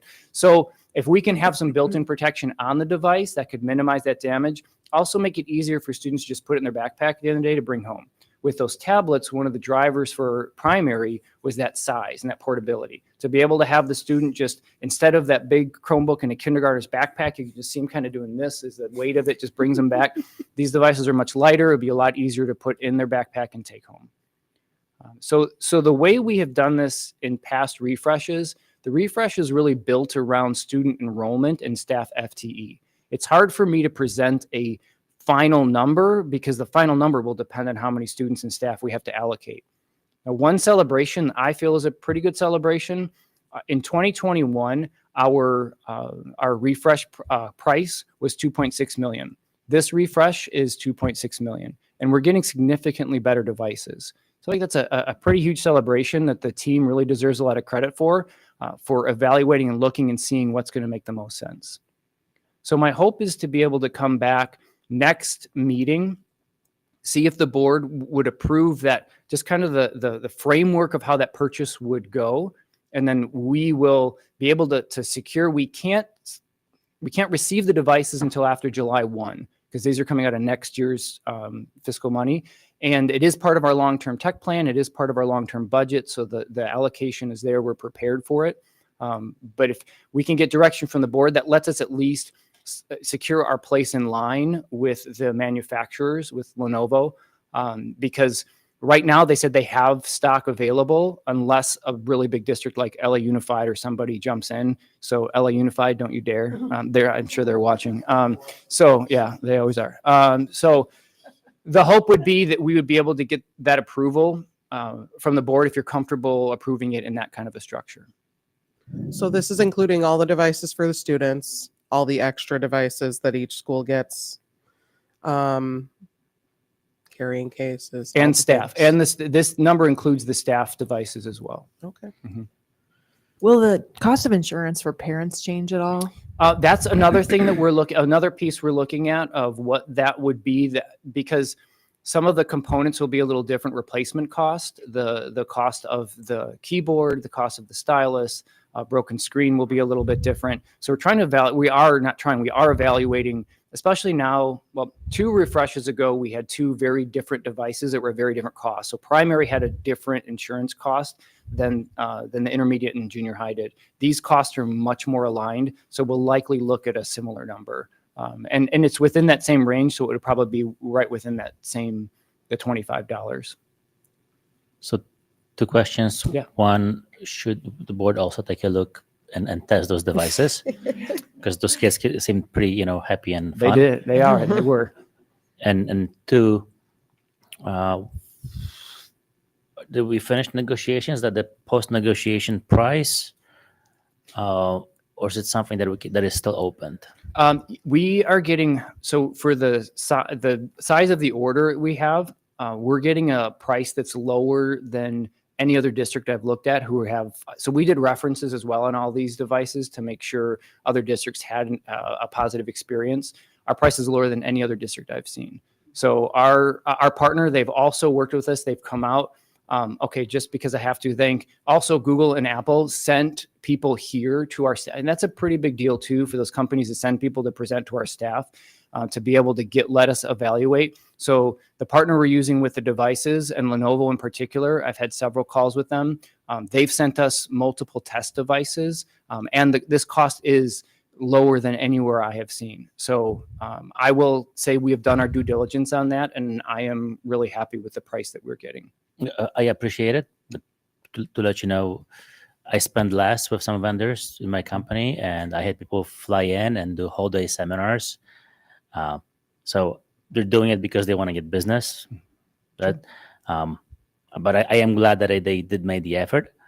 I'm still concerned with the sticker price, and that's the reason I'm asking for it. But we can get into details offline. Sure, no problem. Since we're moving to a tablet, is there any training that the teachers might need? Yeah, I mean, that's what we've been talking about quite a bit. So with our innovative coach and our team, building out those lessons, absolutely, 100%. And well, I won't get too much into it. We're also looking for some core practices we'd love to be able to share and utilize the entire coaching team. Things like that, being mobile around your classroom and connecting. Any of our coaches, we could teach them that, and they could go out. So we could magnify our reach with all of our coaches, learning those core instructional practices, and that will be part of our focus for next year. 2 quick questions. One, with like the tablets and having a stylus and being so young and learning how to write and that type of stuff, have we looked into like the paper screen protectors? It's not a screen protector, but the paper where it's like easier to write and you're not just like slipping. Yeah, we have talked about putting some screen protectors on, especially kindergarten and 1. We're really curious about the keyboard because it may be that the majority of the time that keyboard is in the class, but it's not on the device. Okay. And so in that case, we're looking for that potentially even for screen protection. So we have been looking at those as an option, which may the $20 and $35 for the cases, that could be flexible in that if we just get a sleeve that's cheaper, then we could get a cover for it that still stays within the range of what I'm presenting here. And that paper is, and I do want to also clarify that because we have devices does not mean our kids are on the devices all day Right, long. definitely. You've all been in classrooms now and you've seen it really is a balanced approach. Our kids are writing on paper a lot and we want them to write on paper a lot, but I really appreciate the perspective of the styluses have a little bit of friction on them, so there is some drag, but I would love to look at something that gives a little bit more, so there's like that writing experience of something that provides that drag for it. Yeah. And then my second one is how easy is it to get more stylists? Because I know that's going to be the first thing that's Yeah. lost. Yes. Because I know certain districts don't and get extras. Yeah, absolutely. There are multiple types of stylists. The one that comes with the Duet is almost like it's kind of like a pencil almost. But we are currently using, because we didn't get the full stock of those for this current evaluation piece, there are secondary post-market styluses that will work. That's what we're using for the majority of the class and those students, and those are easily secured and purchased. So yes, and we've talked about this will be one of those pieces where it may well be that the staff, each classroom will have their own way to manage. They may keep the stylus in a bin and the class and kids just get it when they're going to use it, or it has that housing on the side that snaps in. And it really is pretty secure. And it may be that that's the place we're going to put it. So we're learning a lot of lessons about how the students are using the stylus and how one stylus seemed to immediately get lost within a desk.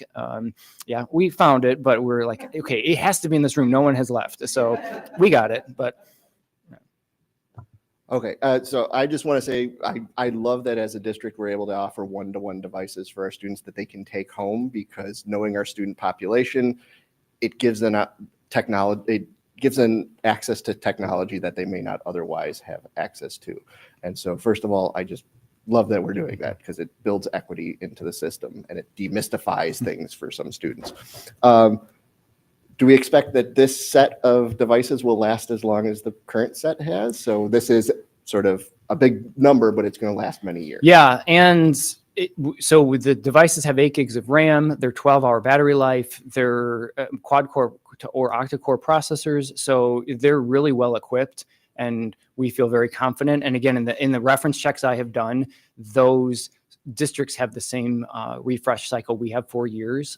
So now these couple of these devices are too new to have that longevity, but their first year of repair numbers are really, really encouraging, much more encouraging than our current year 4 with our devices. Okay.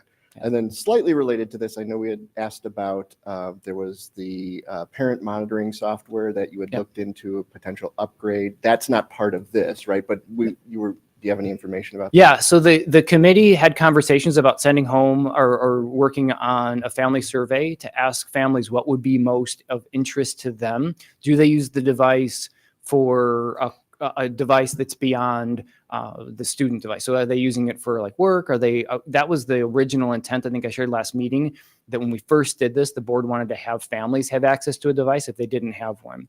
We are looking, and we got a quote, and we're continuing to have meetings with a company that would allow it securely as the company's name. That would allow families to have their own account. So each of you could decide how you wanted to set your filters just on that device. That won't do your home devices. I know we were interested in the hours of shut off. That would only be for the Chromebook. It wouldn't be for your children's other devices that they have. But that could be something that then families would set their own home settings, and it'd be easier, as we discussed as well. They're not having to go into OpenDNS or into any of their the secondary or pay for another tool like Bark. There's a number of those tools you can purchase, but they wouldn't have to do that then. So that's an upgrade over the current security. Yeah, what we're hoping to do is do a family survey and just ask a couple of quick questions, let that drive how we would set it up. And then we're doing an evaluation because that system has a number of components that could replace some of our others that could end up being a wash with what we're currently paying for systems with that addition. So we might end up being or it might end up being just slightly above with the value add of the number of different resources. So I'll present that, or I'll share that with the board, whatever that cost is, depending on which modules we end up going with. Excellent, because as a board, I know we've all had questions about parental controls on the devices. Yeah. Okay, is that it then for that discussion item? Okay, that moves us on to 8.02, the John Jay mobile units.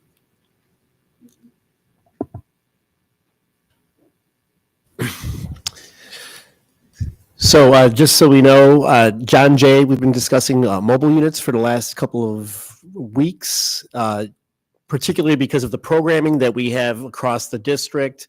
There's a lot that's been spread out. Currently, we do have mobile units at Claremont as well as Frost, and they have been very positive in terms of reviews. This time around, too, we received 3 quotes for units. Problem is that we have seen some mobile units that are cheaper, but they have wear and tear. They're not of quality that we would expect. Then there's little to no inventory anyways. So with the spacing issues looking at J, we are looking at the recommendation of the district purchasing a mobile unit similar to the 2 that are owned, same company. The new modular would be about $239,844, but then you'd have to include the ADA ramping, the awnings, so that if it rains or any sort of weather issues, the water and electric connection and whatnot, the district would be spending up to $350,000. It would come out of the 60 fund. And I will tell you that before thinking, wow, that's a big number, the previous 2 mobile units were cheaper, but if we were to sell them back to other districts or to other companies, we would be making back our money and probably and then some, because after post-COVID and with the way newcomers have come in throughout other districts, there is a need for them. And we have been taking pride in how well we've taken care of our units, because we take pride in that for our kids. So a quick question. These are 2-room units, just like the ones at Claremont and Frost, right? Correct. It would be the exact same company, the exact same layout. Everything would be the same. Okay. And is there blacktop space at J that would need to be added, or? As of right now, so I know that Albert T. Arena has looked into that. We do feel like we do have a space that is readily available. Okay. Yeah, blacktop space, but not parking spaces or anything, because J is one of those schools that's difficult to visit because of parking. When we've added parking spaces this year, so that's been on the further end, so that's good that this would be closer adjacent to the building. Okay.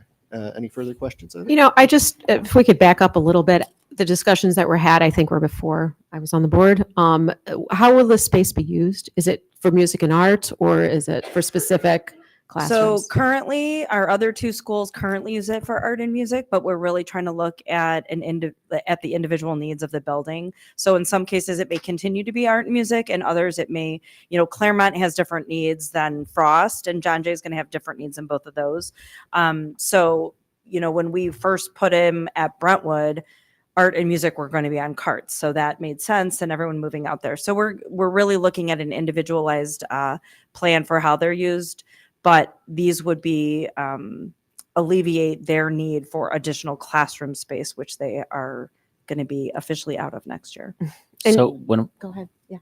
So when we're comparing the need pre-mobile units and all of the schools that got the mobile units so far, like Claremont versus John Jay, I mean, are all of our schools without room? I mean, the ones that we're asking for, or do we just want to be more comfortable? I mean, just trying to make sure that we justifying the spend. Absolutely. So in the case of Frost and in the case of John Jay, we are out of classroom space. In terms of Claremont, it's classroom space, but also a configuration of space, which causes it to be a little bit different. So you can't purely just look at the square footage, or, even at Frost, for example, it's the number of classrooms, even though the class sizes are very small. It's how they are sectioned at each grade level, which is causing us to be out of actual physical classroom space. So this is why I think these are temporary solutions while we build out that long range facilities plan. I think they have been put to very good use. I know the buildings that have them have been very happy to have them. It has taken some pressure out of tight spaces. Some of the small group work that's done in hallways, all of these interventions and coaches, John Jay, they're doing, I believe TDP is happening in their staff lounge. So they're definitely being very creative. They are officially out of space. Those would be our top 3 right now that we anticipate. But hopefully we build out a long-range facilities plan. These can be there and be a temporary solution while the plan works through the years. Can I just ask what's driving the capacity issues at J? It's correct that some students from other schools go to J for the dual language program? Is that correct? Is that a factor here? Or is it the community itself, or both? It's both. I mean, I would say on our north end, for sure, we've been significantly impacted by our newcomer population. So Brentwood, Devonshire, Frost. Frost was partly the moving of the programs from Brentwood and from Devonshire, as well as a boundary shift, as well as newcomers. John Jay, it's newcomers, as well as originally we do house students who were in the 2A dual language program. We're seeing a little bit of a resurgence of, which is why we're also doing the demographic study, because we've seen some shifts in certain populations and like certain neighborhoods. So I think that's all was very unpredicted 4 years ago.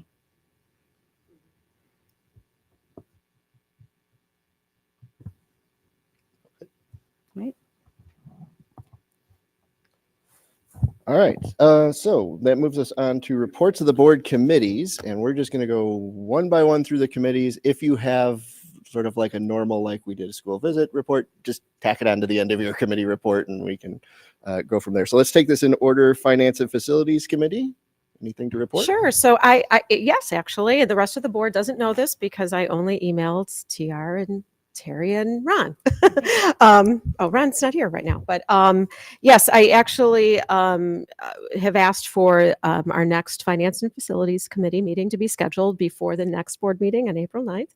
And and this is open for discussion, I think, but I did speak to TR about this, and like to see 2 items on the agenda, one being a budget to actual review. I figure the year's slowly, quickly coming to an end. So we if we're going to do budget to actual, let's do it before the year's over. So I did, I don't know if we should come back or come back to me since Ron's not here, or does it matter? Oh, okay. Okay. So yeah, I've asked for, budget to actual review. And in the formats that the audit report is in would be nice because it's by department. It's very clear to all of us. And I think the state budget report that's been prepared is already in that format. And then the second item is I'd like to meet the company doing the boundary study. Is it RSP? Yes, I just feel that is kind of the foundation of our long-range planning. So I'd really like to actually meet them, understand the scope of their work, ask questions. So those were the 2 specific items. And then, of course, anything that, Ron and your facilities department might want to, put forth. But this, again, is the type of committee that none of the board could come. Well, hopefully most of the board will come, but it doesn't have to be 2, right? It could be all of us. It could be 2 of us. I'm hoping that the whole board will come because I just think these are very relevant topics. So that was that. Is there any other ideas anyone has on what you'd like to be on that agenda for the finance?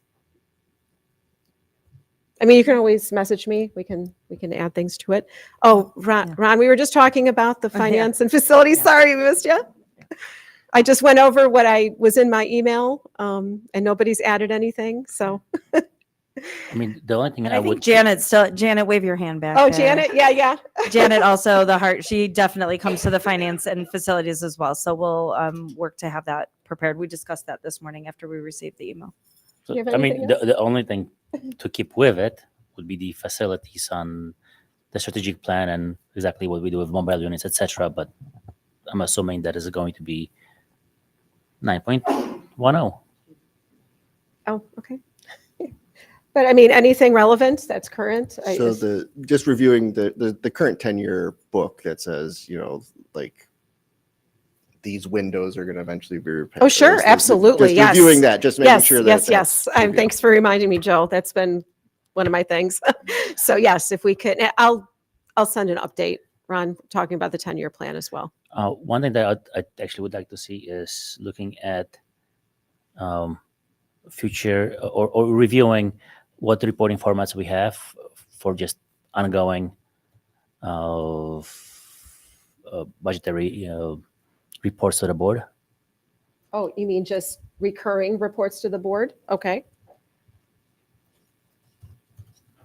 Okay. All right. Okay, so, and just for my board report itself, I'm just very excited to say Nicole and I went to visit Robert Frost Elementary, which was where my kids went to school, K-5. I've not been back there officially since my kids were done there. So it was very nice to go and see. Most of the teachers that my kids had were there. It was such a warm welcome. Sorry, Nicole, there was a lot of gushing and talking about my kids. But no, it was really good to see the building, and it's in such great shape.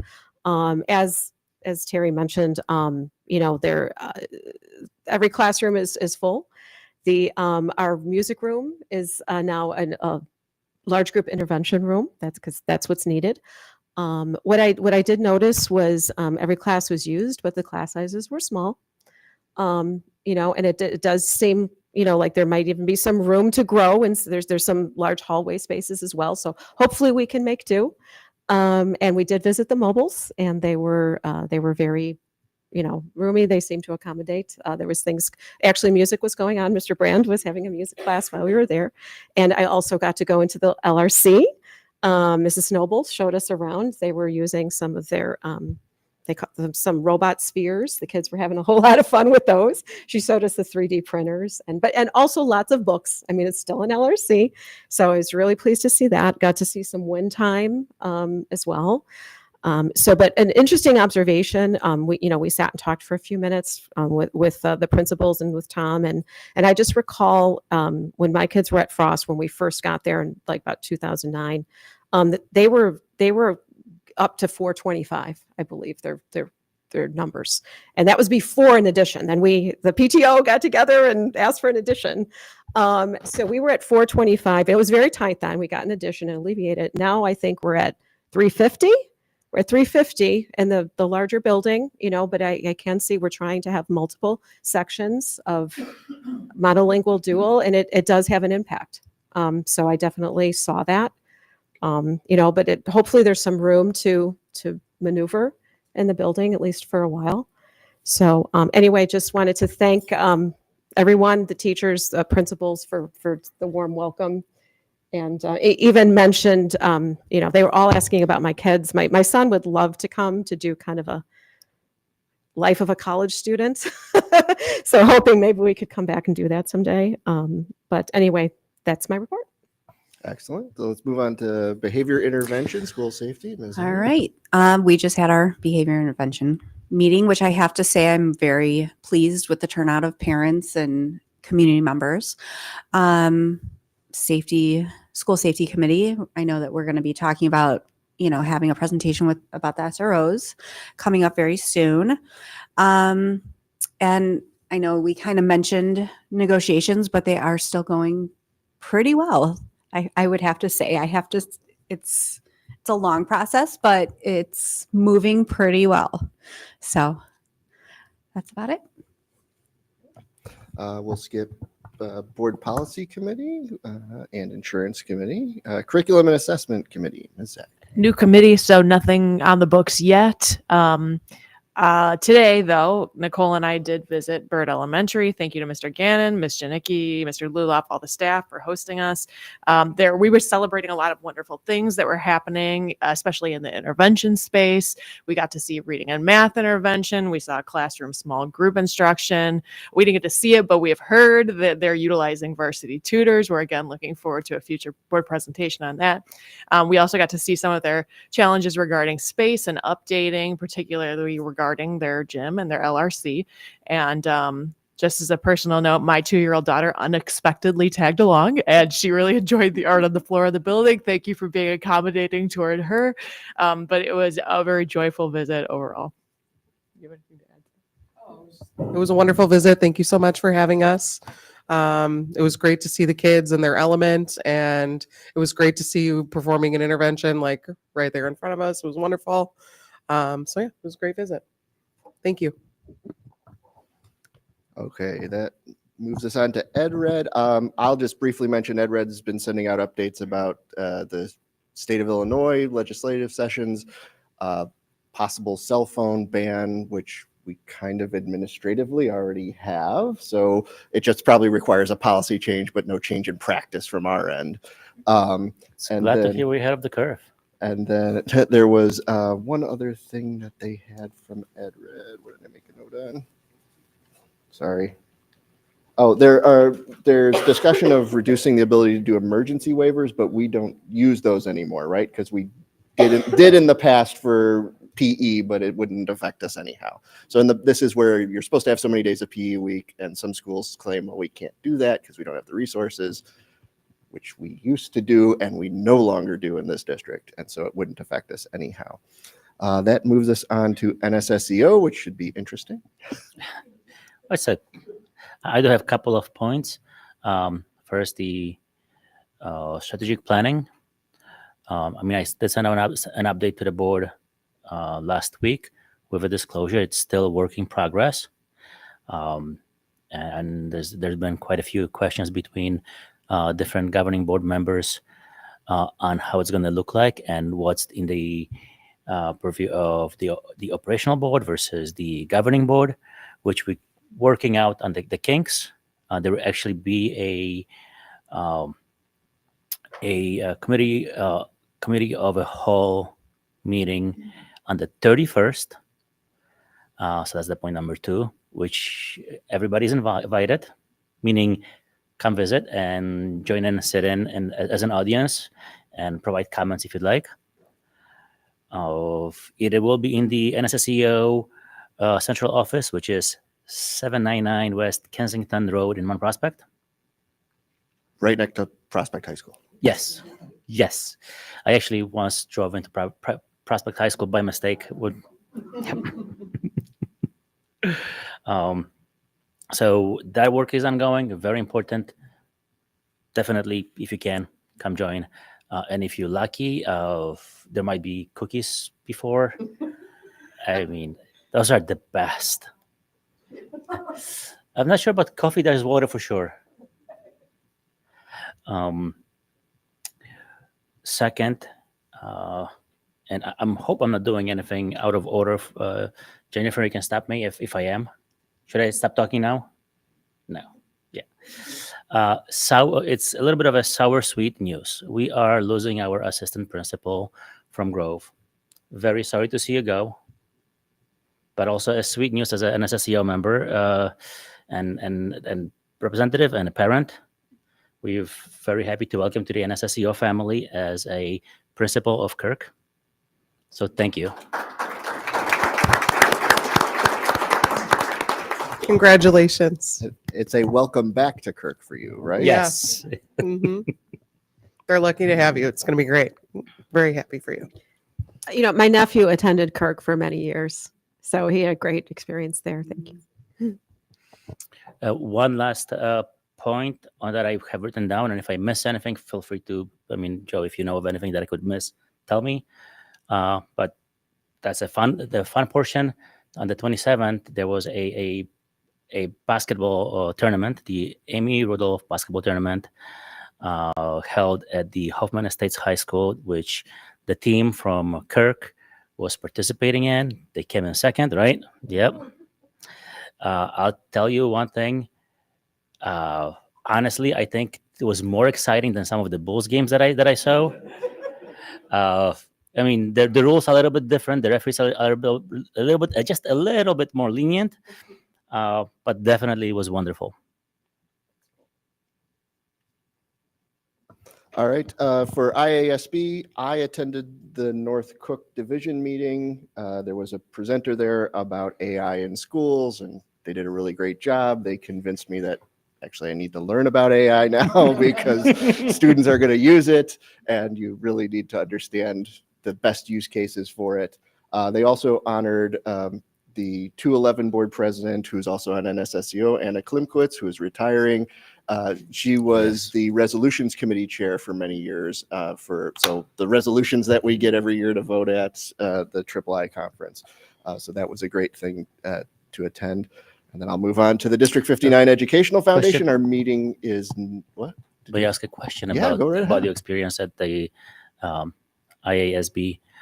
Was there any? Because that's just something that came to my mind like recently.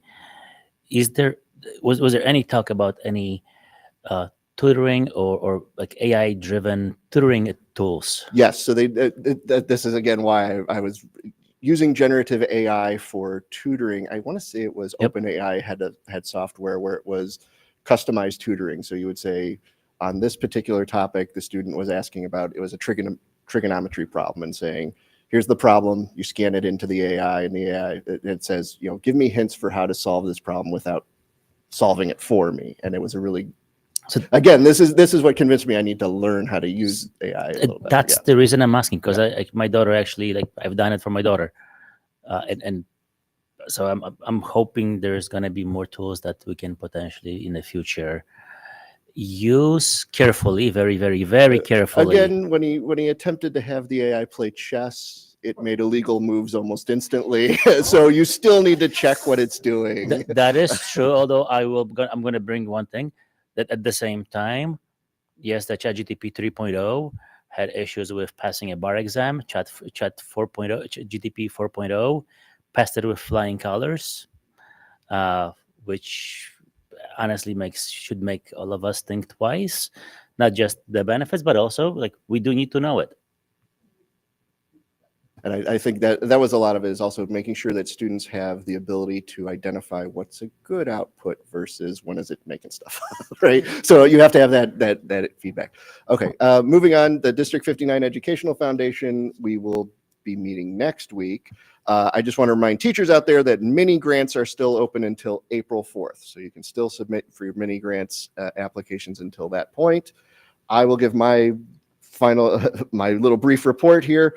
I visited Jay, Lowe, and Holmes and Bird, and I went and saw all the STEM technology devices. So my understanding is we got a grant from the state of Illinois, like $400,000, and that supplied the Spheros, which you saw, and I got to play with those a little bit. There's a lot of great technology packed into them because they also have accelerometers and you can program with them, not just using block programming, but you can also program with code, line by line code.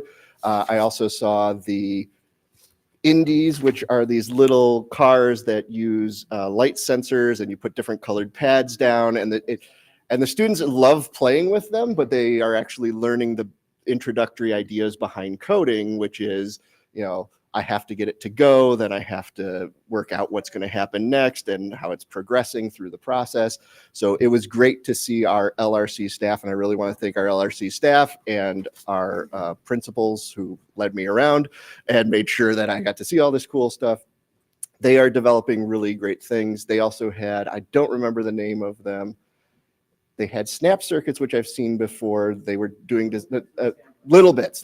Sam Labs was the one I was thinking of, where you connect to these Bluetooth devices and it had a light sensor, and then you could run a motor so you could make more complicated feedback interactions. Again, as a STEM person, knowing that this demystifies things for students, gives them a chance to play with things at a young age.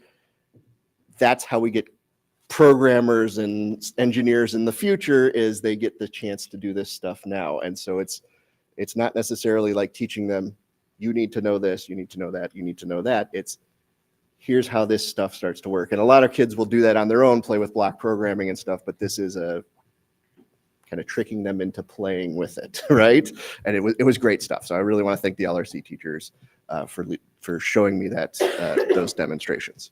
So how do we get our kids meaning in our district, to actually know about it more and sign up for it? So Mr. Gray will explain how it's being integrated. Yeah, it's available at every school. It's actually part of the LRC curriculum. So all students K through 5 in elementary will have exposure to it. And we're working on what that looks like in 6 through 8. It's through a WIN class, through Project Lead the Way, through robotics. There's a number of classes. That's more of an elective class at the junior high, but all students K through 5 will have an experience with this. And we're building that scope and sequence of, like Dr. Sager said, how do you start to introduce sequencing and coding, if-then statements, things like that, that will build into that later development with robotics, with actual coding, all those pieces. So all elementary students will have it, and we're developing it out 6-8 as well. Cool. We have a robotics club, don't we, in junior high? Or do we? We have classes, and we do have some clubs. Now, clubs are different at every building depending on who's available to run them. So, and we also are, last thing, I know I'm talking too much, but the last thing is we are working on that articulation with 214. So how do we send to them in preparation for what they want? The Wild Mustangs, there's a number of Nice. programs they have that we're connecting with. We have the tech park here. We have our industrial park. We have a need to develop the workforce that's going to populate the places that we need workers for. So it's a pretty cool environment to be able to connect from where we are to high school out to our community. Right, 214 just won a big tournament, didn't they? Robotics. The Wild Sting program. Yes. Just won. Yes. I forget what level it's at, but then there's another level that they Yep. go on to, and it'll actually be held over here at Forest View at some point in the spring. Yeah, so that's a great resource for our students as well. Sorry, I get excited about technology. I'll be quiet now. Let's then discuss the Long Range Planning Committee. Yes, so the Long Range Planning Steering Committee met for the first time last week, and we met with our 2 reps from Wold who are facilitating the process. So we had our Ann Wing as a representative from our teaching staff, who has obviously a vested interest in the ins and outs and workings of our school. Our Albert Tiarina, our executive director for our buildings and grounds, Ron O'Connor, Tom Ludloff, myself, and then TR joined us as well. So really we began just the logistical planning of what do we want this committee to look like? How big is it going to be? How are we going to solicit interest in this committee? When are we going to kick it off? What will be the broad ideas, the timelines, frequency of meetings? So it was kind of a kickoff logistics planning meeting. We will meet again first week in April-ish to meet again and then really determine our communication plan, as well as my goal is by the end of the school year, we have all of the communication out and we have solidified interest from our various groups so that then they will go into the summer knowing that whether or not they are serving in this committee, and then kick it right off at the start of the next school year to bring that large working committee together. And it should be about, I think, 8 sessions that we're planning for the whole committee to come together. They will break out into separate groups and do some different focus areas to really talk about. And then hopefully complete that by about December timeframe and be able to lead towards recommendations. That will be done in tandem with the demographic study with RSP and lead to ultimately an exploration of the data and facts, then really looking at how do we prioritize what those needs are, and then ultimately leading to a recommendation for the board to consider. Along that way, we've also built in regular updates and committee of the whole opportunities for the full board to engage in that work as well, so that there are no surprises. You are fully aware of all of the options and possibilities, and that you have time to work through the process alongside the committee. And Dr. Baznan, question about the long range planning. How will we connect that to the work that the dual language task force is doing? Because I know, I mean, it's definitely, they're definitely connected. And second question, because I can't remember if I saw anything about it. When was our last dual language task force meeting? Yeah, so the dual language task force will be part of there will be one focus area for programming. So I think where we landed was looking at kind of a facilities and operations side, then really looking at programming, and then looking at enrollment, and capacity. So those will kind of be the three big umbrella groups that people will kind of divide into, because it'll be a committee of probably over 30, just about 30 people. So getting them into smaller working groups. So dual language will be one focus, as well as all our early childhood, TDP, other specific programming that we want to look at under, that umbrella.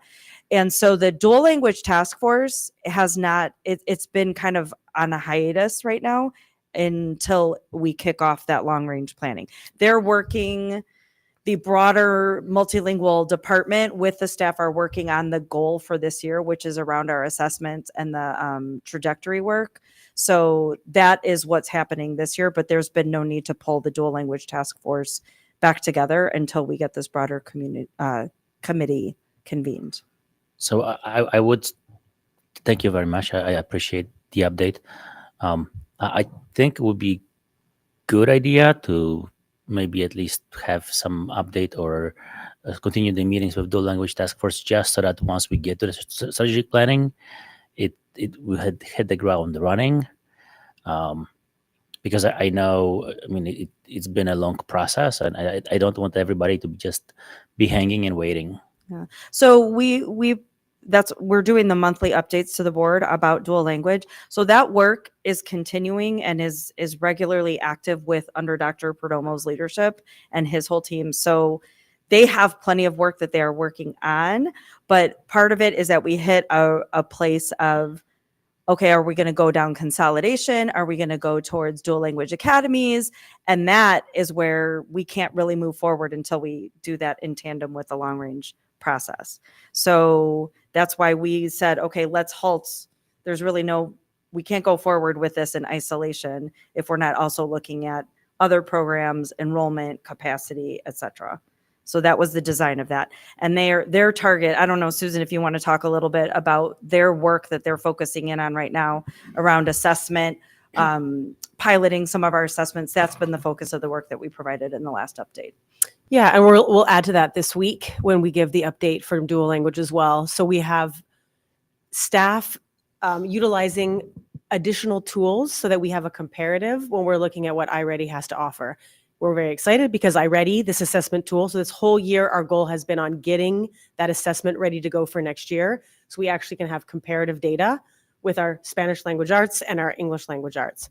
Now the dual language task force has multiple areas they had been working on over the years, as we have shared the last 3 years. Assessment is the goal for this year. That task force can be brought together anytime as needed. What we're anticipating as we get prepared for the World Long Range Facilities Plan is we can bring them back, recap where we are with the assessment goal, and the teachers are working on it, and there's constant communication. And then as we're getting ready to launch that, bring them, sort of refresh their memories on where we left with consolidation, academies, and where we are with that. So that is an ongoing team that meets whenever we need them to meet. Okay. And there's also the dual language leadership, give me the acronym, Susan, help me out. The dual language leadership team. Yeah. So there's multiple teams. We pulled the dual language task force together specifically to talk about facilities and organization of the program. So that's why we kind of hit that. We need to look at all these other things in tandem. I just didn't want them to continue. I think the team decided with the board in the last presentation, we need a whole lot of other pieces of data before anyone can give direction just to the dual language program about what they're doing. So they have been following along. We have been keeping them informed. So this is going to be an opportunity for staff representatives from all of our buildings and all of our programs, as well as leadership representation, family representation from all of our schools and all of our programs, so that we can come together and really look collectively at what that best solution is going to be, knowing that dual language was a large driver, but it's not the only driver in what we need to look at for our facilities. Yeah, just to comment on the long range planning, I'd like to see an update to the entire board before the end of the school year, just about where it's going, what just an update on these meetings, because I just feel like this board and our strategic plan needs to be driving it. Yeah, so this is going to be in the month in every board meeting, as you see here. It's also included in my weeklies whenever we're not meeting again. I until really April want to 8th. see it. I want to see it. I Yeah. want to see it. I want us to discuss So it. I think too, TR is your rep as well. Unfortunately, he's not here tonight, but he would be contributing as well to, Mhm. He's someone that can report out as well as the board rep. I don't know if he said he would go to the first meeting, but I don't know if he was opening it up to someone else. But that will be for you all to decide. But Yeah, I just think we need to be involved every step of the way. And even if it's just an overview, but not just like a narrative, but just look at it, look at the components, discuss it. Okay. And you mentioned the first meeting is exactly when? We had the first meeting of the steering committee, but the committee meeting will not be until the start of next school year. Okay. And in fact, I mean, if I will just say, if you would like Wold to come and conduct it in an open meeting with the full board, just ask. There's no one's trying to do anything but do good work for the district. So there's no. I would like that. I'm one board member. Would others? Is there consensus that the board would like to see that? Well, it would be beginning of the next school year, right? It's not, the committee is not kicking off until the start of next school year. This is the planning phase to get Yeah, that so- committee up and running. So we can bring that question up comes closer to the date. I mean, I might, but let's not push right now. Okay. And we'll have more after the April 8th meeting, probably. I mean, it was just, I think we met for about an hour and a half and just got kind of our bearings on what needs to be done and kind of working out a timeline. I'm thinking like the June meeting. That's kind of what I'm thinking of. Oh, okay. Yeah. And when our board is seated, at that point. Yeah, absolutely. Okay. Any further updates from board members? If not, informational items has nothing listed. All right. Okay. So thank you, everybody who stayed till the end. We're going to move into closed session. I need a motion to go into closed session for items A through F. So moved. Can I get a second? Second. And can I get a roll call vote? Sager. Aye. Chesney. Aye. Zach. Aye. Eddie, aye. Johnson, absent. Kitzinger. Hi. Notini. Aye. Motion passes. All right.